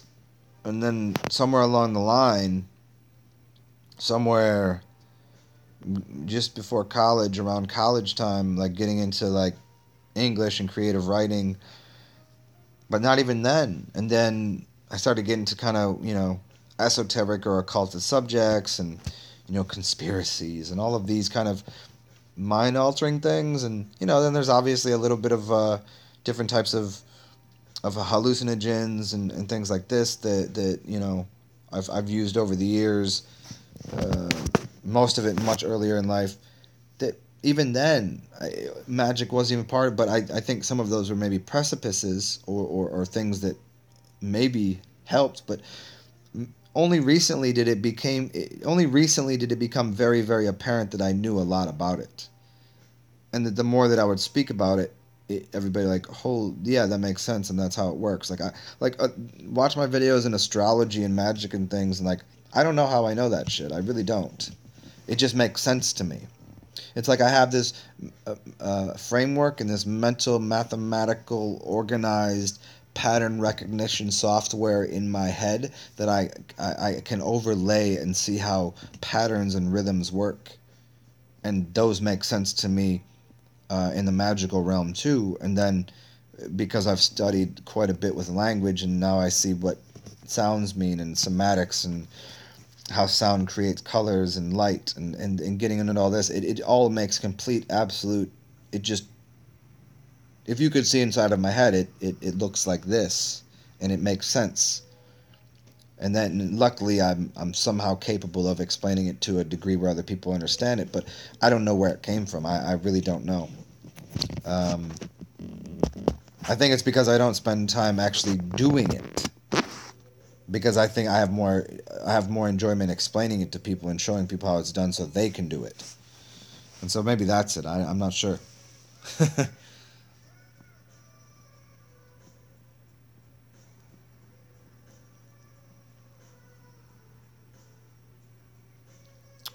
Oh, Zach Chrono, being submissive ain't a bad thing, man. You got to play with all parts of it, man. All things are, I think there's obviously like mental stresses and traumas that people who go to the extremes of BDSM and extreme things of passive and aggressive and what being the um, you know being submissive versus being dominant. But remember, these things are injected into us through culture because we live in a culture that makes us all submissive, that we find our parents and the state and the government to have this a dominant submissive relationship with people, with its citizens, with everyone. And then we look a little deeper and then all of a sudden we find these control dramas that become these aloof for power or questioning or look into the book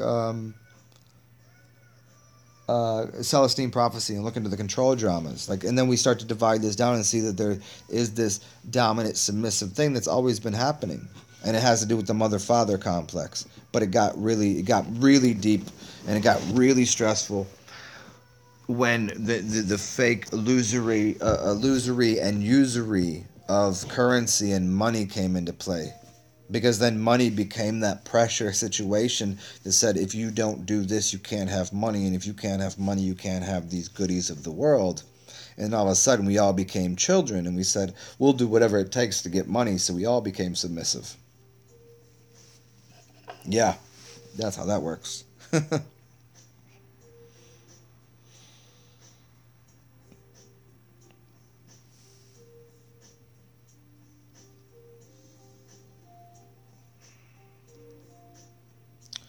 Terms of greatness, I'll dig into that sometime. I haven't but I can't do it right now because I haven't seen the movie. The Waterworld one. Although I just watched Ponyo the other day after somebody had told me that Nyo, Nyo means urine, and then I started to get into different languages and what Po and Yo means, Nyo and Po, and it basically meant water, urine, or so there was always, no matter what language I was looking into, there was some water orientation or urine orientation. So the word ponyo, and when you watch it, is very connected to the waters of life and urine, and it's very interesting. And Zet Chrono, man, I wish I knew earlier in life how good urine was, because there was this really sexy chick that early in my life asked me about, like, could she piss on me or could I piss on her, and I was like, that's kind of weird, honey. Like, I don't know, that ain't. But if I like looking back on it, like, oh shit, yeah. I mean, because later in life, like, yeah, that's obviously knowing now like what it is and having a different respect for it and realizing not only is it warm but it's also like all of this other stuff. It's pretty awesome.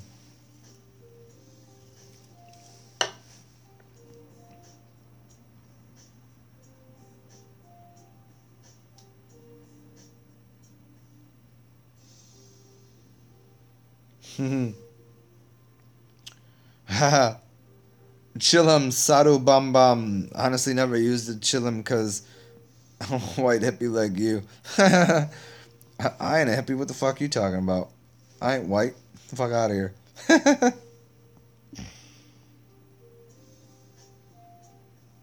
Hey, Tom Corner, you said a company that treats their workers like shit are not to be trusted. Aren't you being redundant here? A company? I mean, there is some out there that are good, but it's so few and far between, man.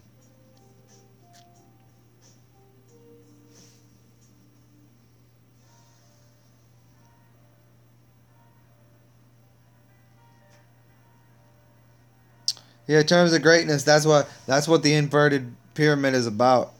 It's saying everybody else is controlled by their lower their lower world, right? This is the connection to everybody's a Satanist, everybody's bowels world and all of that because they're controlled by their lowest chakra. But then equally as frustrating is if people think they're so high and almighty that they try to exist without their human form. Like, well, then literally get out of the body and go. Like if you don't want to be here, because I'm the highest form of, like, yeah, it's fun to do for a little while and it's great to teach from there, but you teach through the physical body, just like I was talking about earlier. That people like to try to demonize technology, but yet I'm sitting here using technology to speak to all of you, so I can't be mad at it. You know, I have to use my mouth. I have to use my body. I can't be mad at my body and can't be mad at technology. So people like to play that game, though.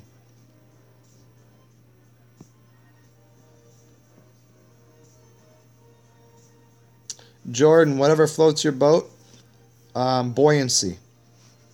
And that's courtesy of Unstance, who earlier said that's how he answers people whenever they say whatever floats your boat.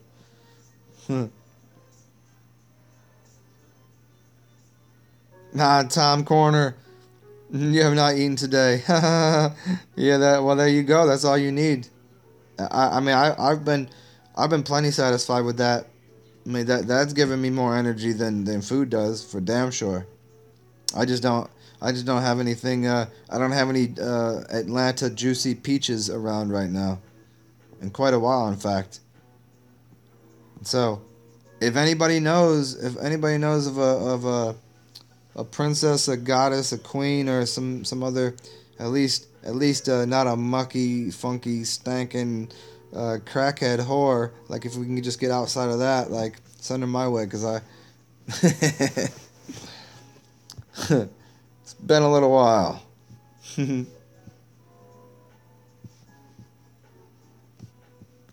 Lovely lady juices. That's so funny, Jordan.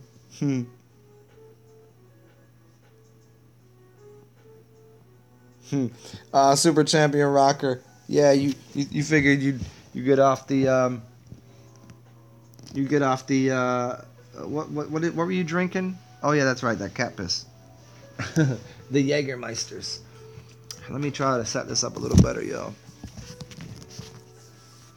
Nope, that ain't gonna work. Give me 1 second, yo. Let me go do something very important.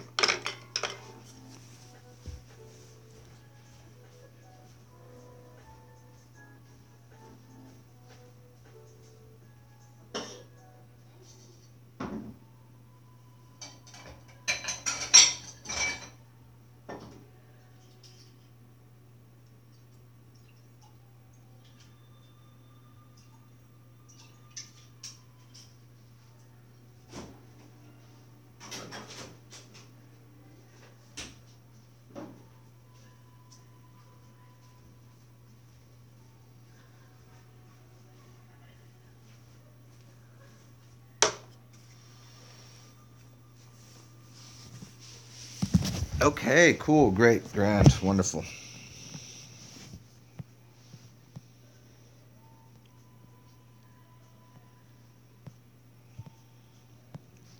Oh, Kava Kava beer sounds pretty wicked.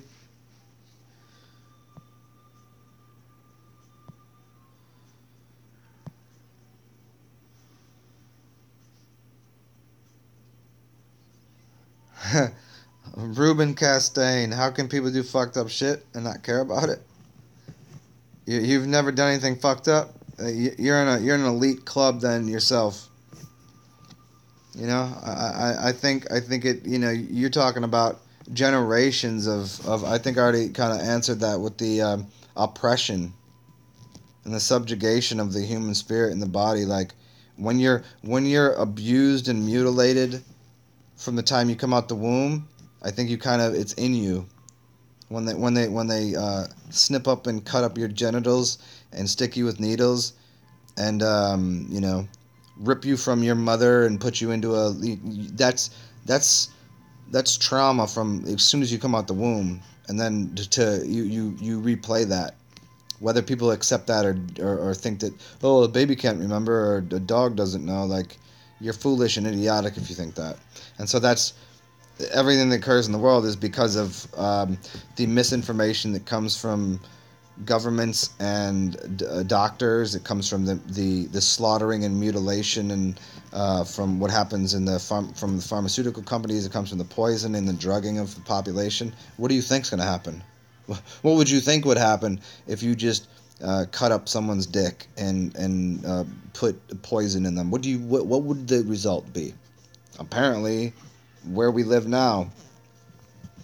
So yeah, it's not that people don't care. It's like they don't see that it's stuck in them through traumatic, trauma-based mind control. That's what it is.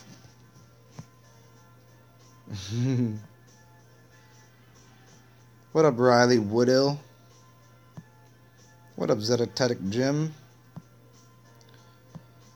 What up, Ray Nava? I've heard of Charlie Kaufman, and if so, do I have a favorite movie? What if I didn't know? Then I couldn't answer that. I do have plenty of favorite movies. The Fountain is my favorite movie. The Fountain is a great one. Hero. There's a couple really good cartoon kind of movies that are excellent, but The Fountain is it.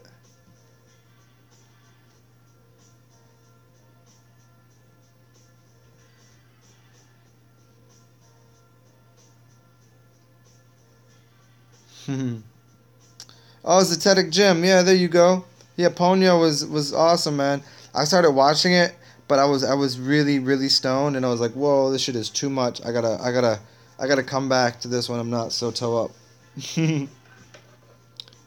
Because I was like, it was too intense, and I was like, I'm not gonna remember the whole movie, so I need to watch it kind of sober so I can remember the movie. Hmm.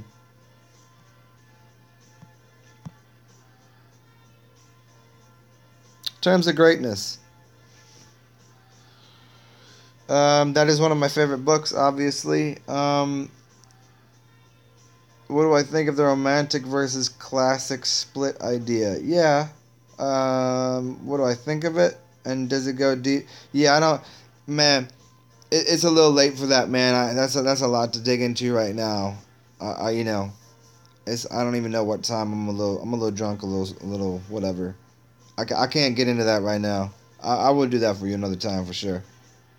Because I like the book so much, and because it's such a big wide open thing you're asking there. I'll do it another time though.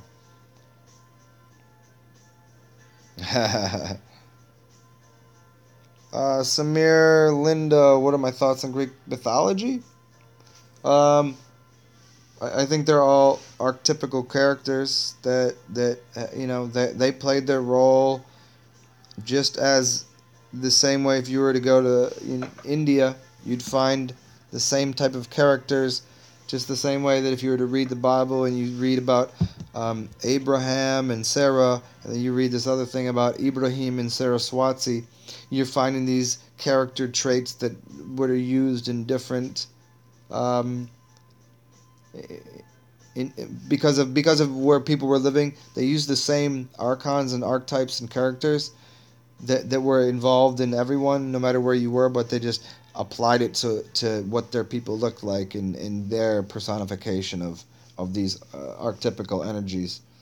But I've done a few videos on that specifically. I did one maybe 4 months ago about the Greek goddesses, and It had to do with water and goddesses, and I think it's called the Doctor's Orders of Greek. Man, if anybody remembers that video that I made, I told a story about it, and there's a picture of all of the Greek goddesses. But yeah, that's about how it works. What up, Unstance? I did speak your name. I should stop doing that, huh?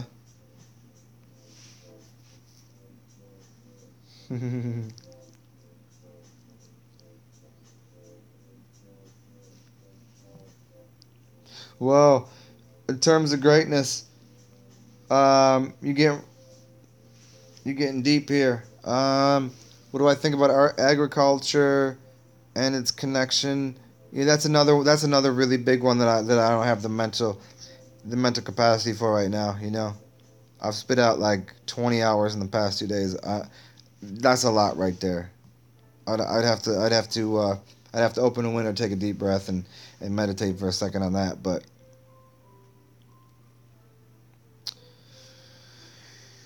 I love the question. Please rephrase that. Remember that and ask me that another day, because I would love to get into that for sure. I like it. I like the question. I just don't have the breath in me right now.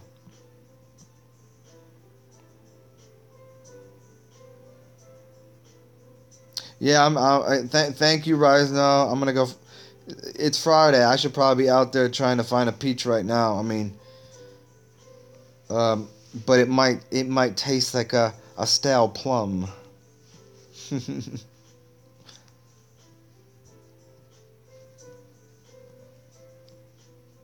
What up, Electric Towel?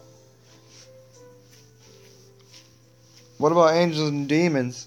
I talk about angels and demons all the time. The same thing. Go watch the works I've done on a lot of my magic works. I talk about angels and demons. They're the same thing.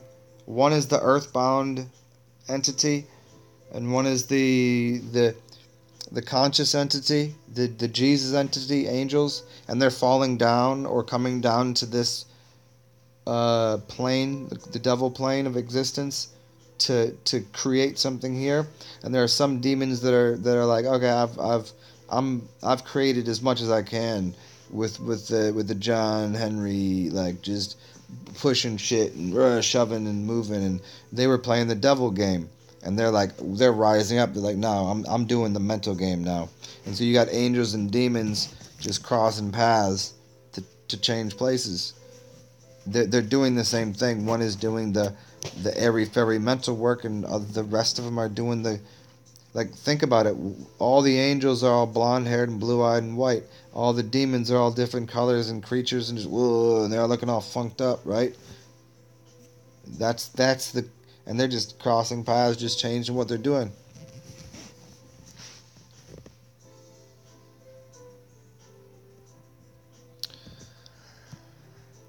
And Vic, you have not gone too far. I dig into that stuff all the time. It's just like I'm probably gonna be. I'll probably shut it down pretty soon here, because you guys are asking me some really good, deep questions. But I'm toast right now.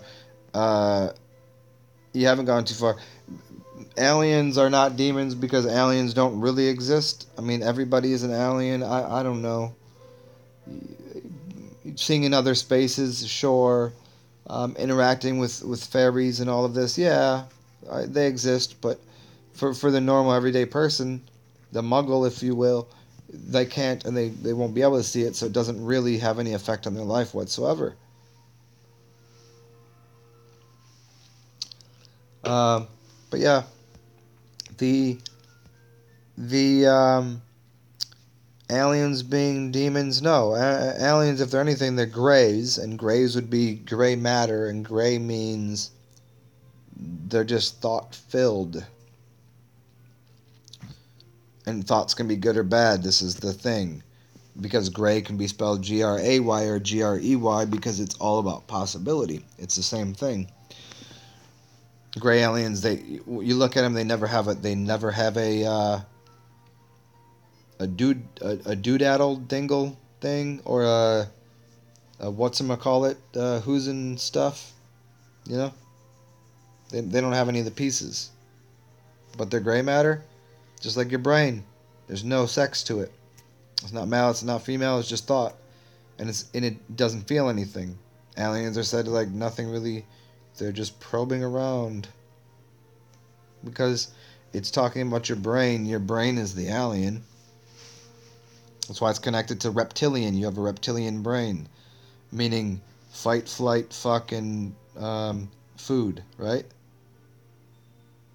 So the four F's. Now that's the reptilian most, because that would just happen, and then you get out of that and you get into the deeper, or the more expansive gray matter, which is thought forms. So it turns from reptiles to aliens, reptilians and aliens. Yeah, because it's your reptile brain and then your alien brain.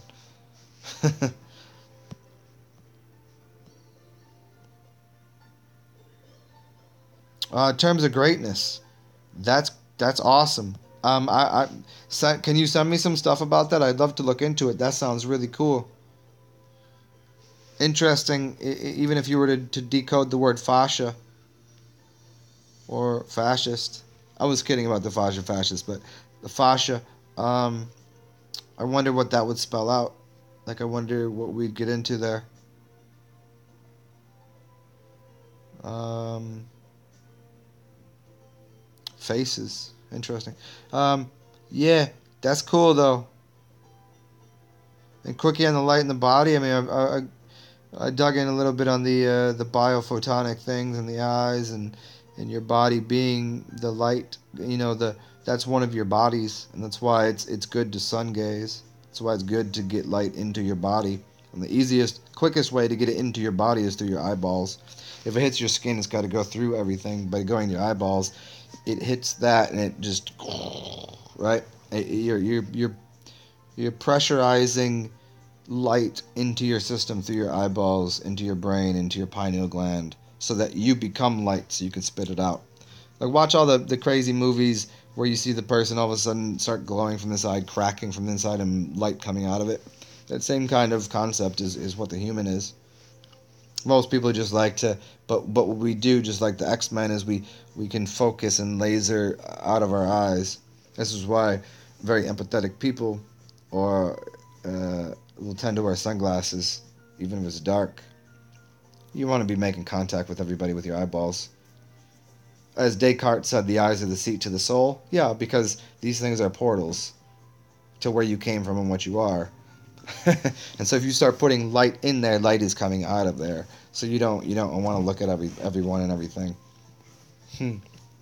Because it causes a stir or commotion.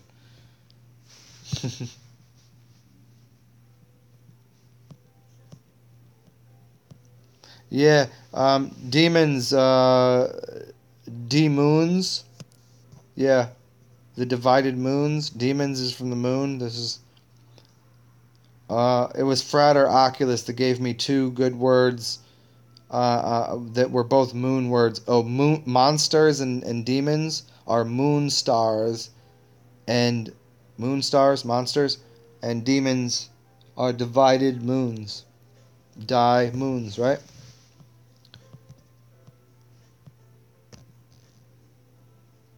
Oh, Vic Limited, no worries, man. You don't have to worry about that. No one would know. Like, how many people would know all the shit that I talk about?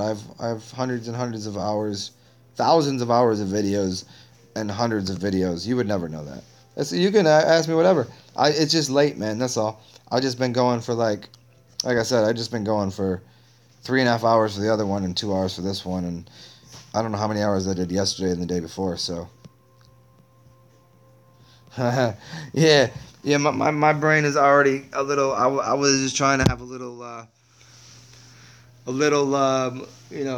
shoot the shit, chitty chat with y'all. I don't mind digging into the shit, and having the esoteric conversations. It's that enlivens me. But like I said, I'm a little spent on the intelligence right now. And Quentin Paulson, can we not see the spiritual beings because of the parasites we ingest? I believe so. Because you're splitting what would be natural sight. It's kind of like dogs. Dogs left to their own devices, just like cats, can see spirits. But once you start feeding them all of the garbage, they're not going to see it. Like my dog sees spirits for sure because I don't feed her dog food. I feed her real food, actual food. And so she still sees, like I'll be doing things and she'll be looking over here when I'm talking to her, looking at something. It's just like a cat that's always looking somewhere. They can see spirits. They're playing with spirits. You ever see a cat start playing with something or start freaking out? Because they're seeing in a different dimension. Because look at their eyes. They're Vesca Pisces. They're from a different place. They came through a different portal.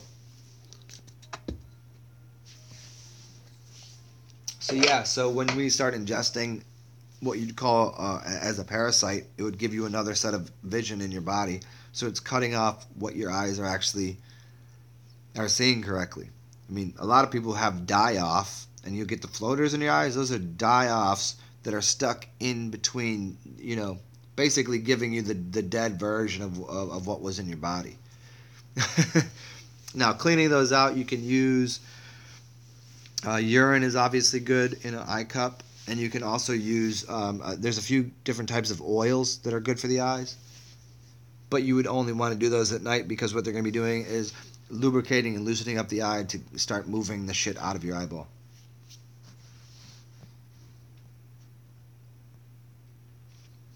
Zach Cronin, what are you talking about? What if I was shy? I'm very shy. I'm very introverted. People don't believe me, but I am. I don't know why they don't believe me.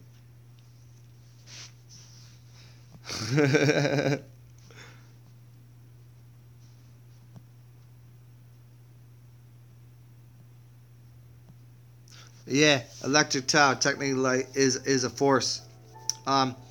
Yeah, electric Tau is we always get into the deeper levels of trying to like what else is it? I like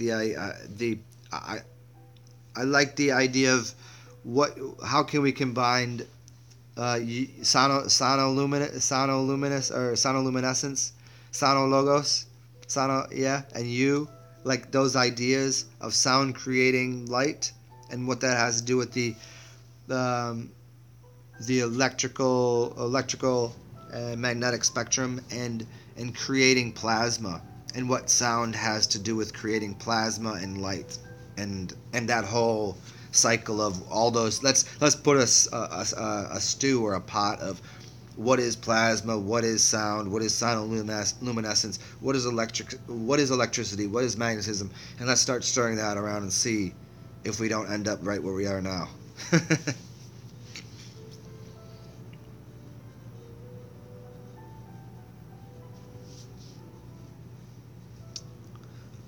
Yeah, Vic Limited. Yeah, Ormus. Orbitally rearranged molecular structures. There's Ormes and Ormus. Now, Savan did a great video on the differentiation between the two. But really what it comes down to is you just have to know your source and know what it is. And just like anything alchemically, it always comes down, where did you get it from? Do you know that the person that was making it for you was doing it with proper intentions and proper tools? That's really what it comes down to. Anybody can bake a cake, but if I look at this cake on the counter that has all this other shit in it versus the cake, they look the same, they taste similar, but the result the next day is going to be wildly different. And you know what I mean? So I think that's people are like, oh, Ormus and Orums and monoatomics and all of these things. Well, yeah, this is great, this is good. These things are and can be good. Look into even we could look at the most basic things of saying, look at these alchemical substances that people created by taking a plant and extracting it and putting it in some vodka, and all of a sudden people are taking it thinking they're going to get healthy, and they're not getting healthy. And then you have to ask the question, well, was the vodka quadruple distilled, and was the plant life actually fresh, and where did they get plant life from, and did the plant life, was it sprayed down with chemicals, and how infused and distilled is that? Like how much of that plant life and matter is in that little, and how much did you take? And all of a sudden we start to find a wildly different response and results. Like somebody earlier today had asked me about using something. I think it was maybe even Ormus. And I was like, I just don't know how to explain that to someone and tell someone, like, I don't know what you look like. I don't know if are you 100 pounds? Are you 500 pounds? Is your diet regulated on, like, are you eating meat every day or are you not? Do you watch TV? Do you listen to good music? What's your favorite color? When were you born? All of these things are very important of saying, like, how much of this one thing do I need to take to get a result, and when's it going to happen? I don't know. You know, the natural world works with you. We don't work with drugs. We don't work with definitive things. If I say, here, take this drug, it definitively gives you a result. If I say, here, take this plant life medicine, it works within your system holistically. So it's hard to explain to people that, like, I need to know where you're starting from to give you the correct answer of what it would take for you to alter your chemistry and your path.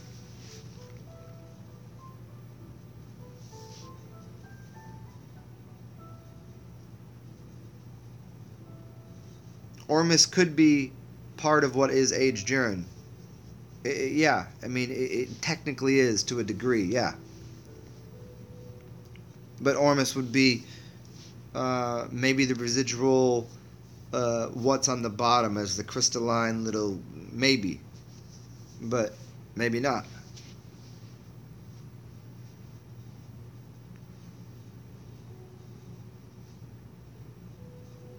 Yeah, cool, Mvek. Okay, well, then you're already ahead of the game. Then you're definitely ahead of the game, and obviously, if you know where you're getting it from, and the source of it, you know, do you get results from what you've done so far? Have you seen a change or an alteration in your dream world? Have you, you know? Then you just start there and go from there.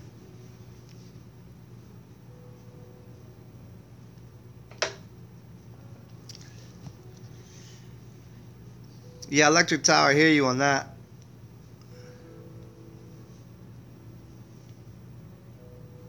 So I dig you on that. Then what is? Then here, let me just ask you one furthering question. Then Electric Tower, hear that? Where did that come from? Is electricity the source, or is sound the source? And what caused the sound, and what caused the electricity? You know what I mean? I don't think anybody gets to ever know what the source code actually is, but the source code for me making that sound tends to be what you would call and what I would call spirit. But then I would say, well, what is the spirit made of? And then we go, this is unanswerable. The spirit is in the soul, and the soul is made of whatever the letters S and L are. And then we go, okay, well, it seems to be S, so it's snake and energy, and L is the soul is the snake, and the 90-degree angle. Back to, because the S is a 0 and the L is a 1. So we back to the O and the 1. So we back into the dual, the masculine feminine universe.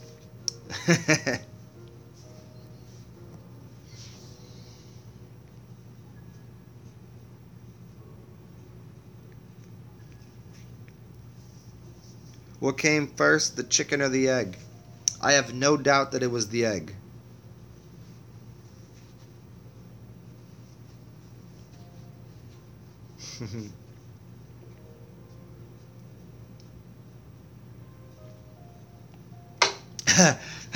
Zach Chrono coming out of nowhere with, I want nothing, must eliminate.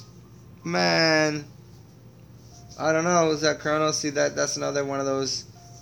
I mean, what's your other choices? You gonna get a job, like a big job, make a lot of money. It's one way. You go join the circus. You could become a hippie. You could become houseless. You could just lock your door real hard. You could avoid all eye contact. You could live on your roof. You could hang out with one of your friends. You could tell your ma dukes that daddy poo ain't doing it for you. You could go hang out with your cousins or your uncles, your aunts, your pawpaw. You know, there's many ways you could flip it around and start educating him and start. Yeah. Do I have a favorite Rakim song? Of course I do. You could start educating him. You could start feeding him better. I don't know.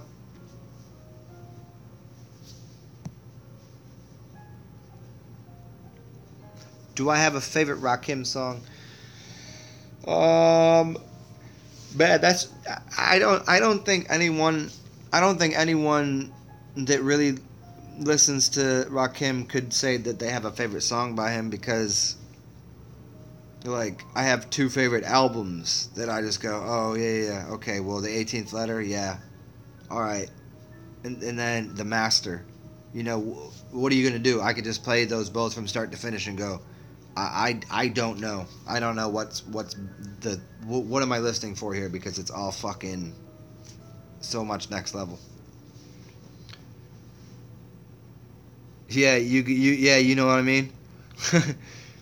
It's like, tell me your favorite cannabis song, when he was spitting off, uh, oh, I don't know, 800 bars, and he was making an album that took four songs that you could play simultaneously over top of each other, and let any one of the you could just flip it to the next one and it would always make sense. He wrote four raps on top of each other that no matter where you switched it from any record to the next one, it would always make sense. Yeah, that's crazy. That's just crazy.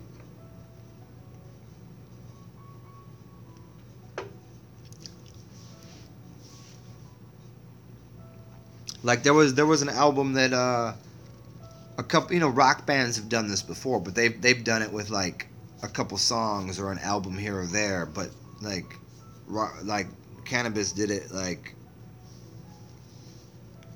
a verse for verse for verse, and that's like, lyrics, and a rock group is like, here, I'm gonna write a few thwith and then we got the chorus, and okay, I mean, magical nonetheless, but it's a whole nother thing to do with what Cannabis did. Elgin, have I ever tried to be conscious of my breathing the whole day? No. There's always bits and pieces, because I'm going to be out in public. I'm going to be doing there's other things to do. So that's really intense. You know what I mean? Because then I'm like, I mean, I've done it for a long period of time, where focusing on that, but then still maintaining conversation, eye contact, and everything else, and living a normal life. Oh, you'd really have to be in a, when I was in a cabin just hanging out, like there was times there would be a long period of time, but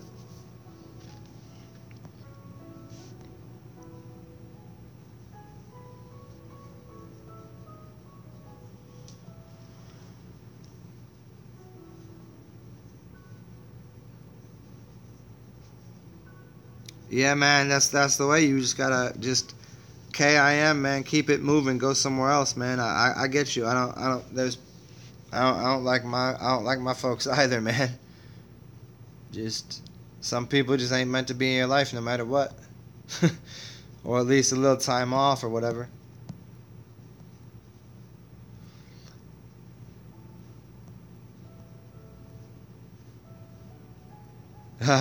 You're gonna, yeah, right now, but go listen to that Cannabis shit, man. That's gonna be fun stuff right there. When he's talking about Bucky Fuller and the geodesic type domes.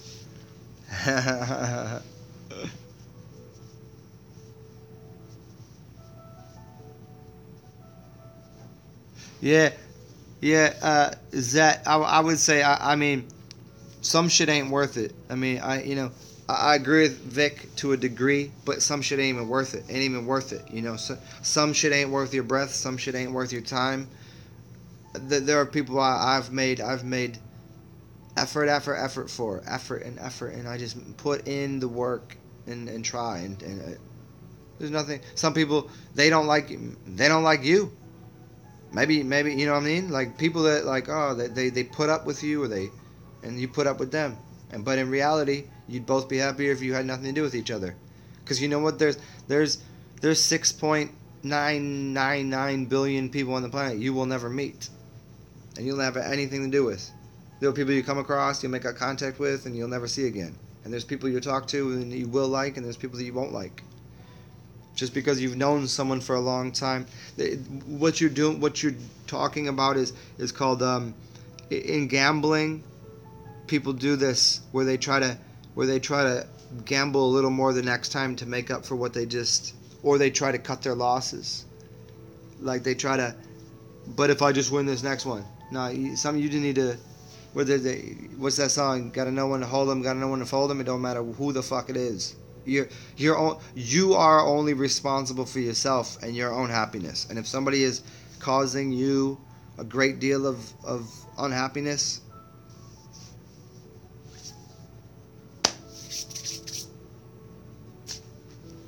there's no that's just what it is.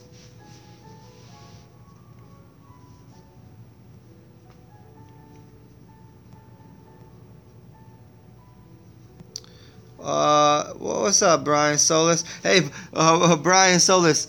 When you said that when you commented on my last video, oh no, the whole thing finally got up. It was stuck on this, and it hadn't finished uploading the whole thing because I was on my phone on the streetcar. I was like, oh man, I thought the whole thing was uploaded, and it wasn't, and that was the problem. So, no worries. They didn't cut out the first hour and a half where I was spitting mad knowledge about the craziness of all NASA and all that shit.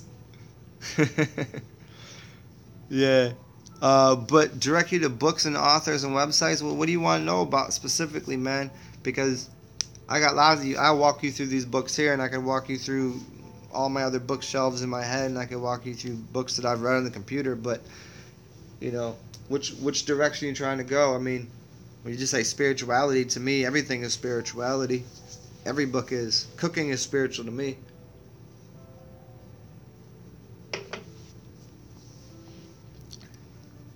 Oh, that's right, Zed. I forgot. He's in the Israelite shit. Hey, Zed Chrono, why don't you try to put him on here? Put his needing to learn ass on here. I'll give him an education. I'm delightful. People like me. Even people that disagree with the way that I may look. I can throw a spell upon him and take his Israelite loving ass and cut his silliness down to nothing. But you know what I mean? Like, put him on here. Whatever. Maybe encourage him to, like, hey, there's this, or if you don't talk to him like that, don't bother me, man.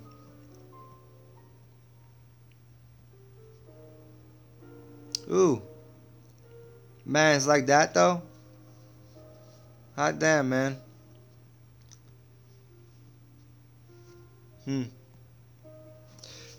Asking me to know who Isis and Ra and El is. Israel, Isis, Ra, and El. And be like, damn, I don't know if you knew, but none of them were causing any injury to their family.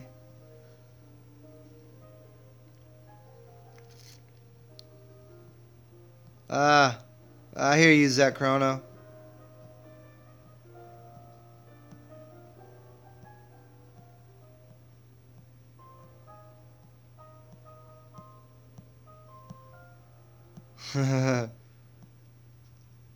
Hey, Rise Now, what you still doing here? I thought you were taking a nap because you were all smoked out or whatever.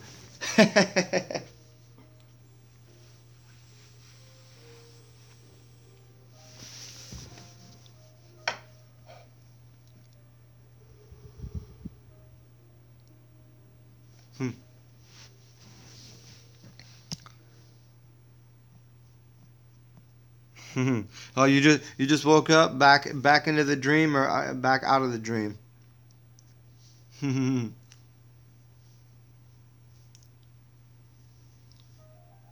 So I'll be here for maybe 15 more minutes, y'all, cause I'm feeling a little nappy right now. Feeling a little nappy. Elgin, why you get itchy with bananas? Interesting. Bananas apparently are grass, and grass can cause people to be itchy. and it's itchy because grass and plants that keep growing like that when you cut them are actually the weeds. They're weeds. Grass is a weird thing. It's really not a natural thing. And I don't, bananas are a weird thing too. I think it's probably more to do with allergic responses. Allergies are easy to get over by taking small quantities of something and then ingesting that to build up your tolerance to it. But the banana thing is interesting. I don't really know much about it. I've never found bananas to be you know I don't even get what the thing is like. Gorillas in the wild be eating bananas. Do they really? I've never been out there. I don't know. Is there banana trees out there? I thought bananas were like actually cultivated. I didn't know that in nature bananas were out there growing as these, because I don't think that happens that way. So I think there's a little more going on there.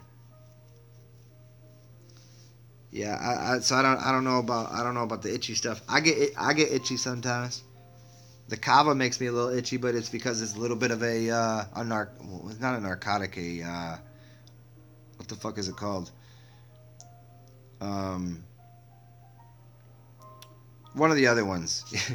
It'll make me a little itchy here and there, but it's kind of like wine will give you a little nose itchy thing. Anybody get that with like champagne or wine? I wonder what that's about. Why do people get the itchy nose with the champagne?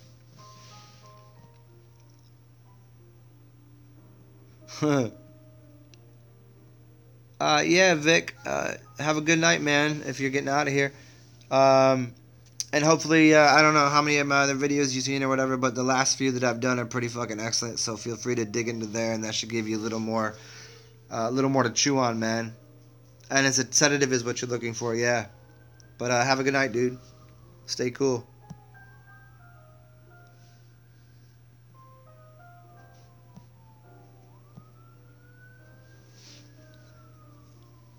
Yeah, have fun with those. And excuse me in advance for anything that I say that might upset you. Maybe that's how I'll start all my videos now. Excuse me in advance for anything that I may say that will upset you. The following is rated Z. It's well after PG. It's well after R and X.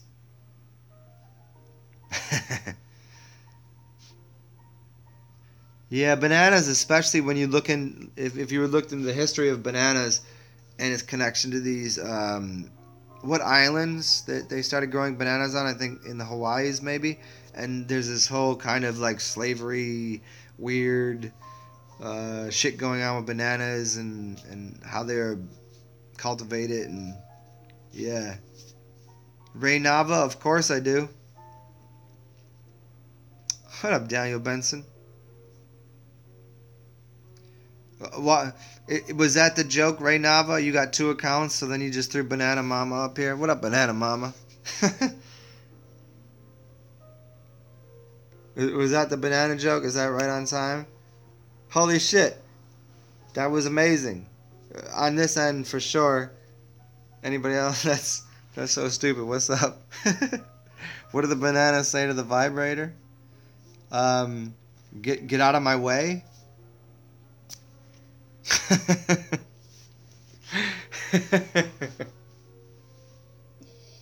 What are you doing in here too?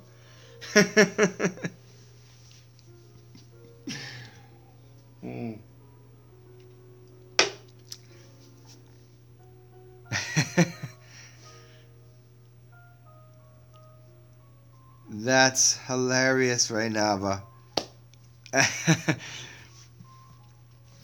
What are you shaking for? She's going to eat me after she's done. Yes.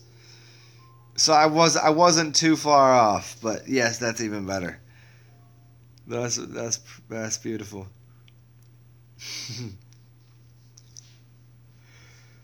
Oh, well, y'all, I'm gonna say good evening. I've must do something besides. I got a couple of people to talk to tomorrow, so I'm a little sleepy, a little drunk. Holy shit! Interesting, Super Champion Rocker. Hit me with that channel. I'd love to see it because, hey, I'm not into the super wild out, crazy, conspiracy theories. But like, hey, shit, you never know. Hey, Super Champion Rocker, how do you feel about it? Is it pretty convincing? Oh, thank you, Logan Landthrop. It's good to see you on here. Yeah, Super Champion, but I hit you up with the gorillas right now. Gorillas are fake. And Super Champion, please put a picture up there. Stop with the S right there. Put a picture up. Put a picture of one of your fake gorillas. Or maybe, I don't know, what the fuck else you want to put up there.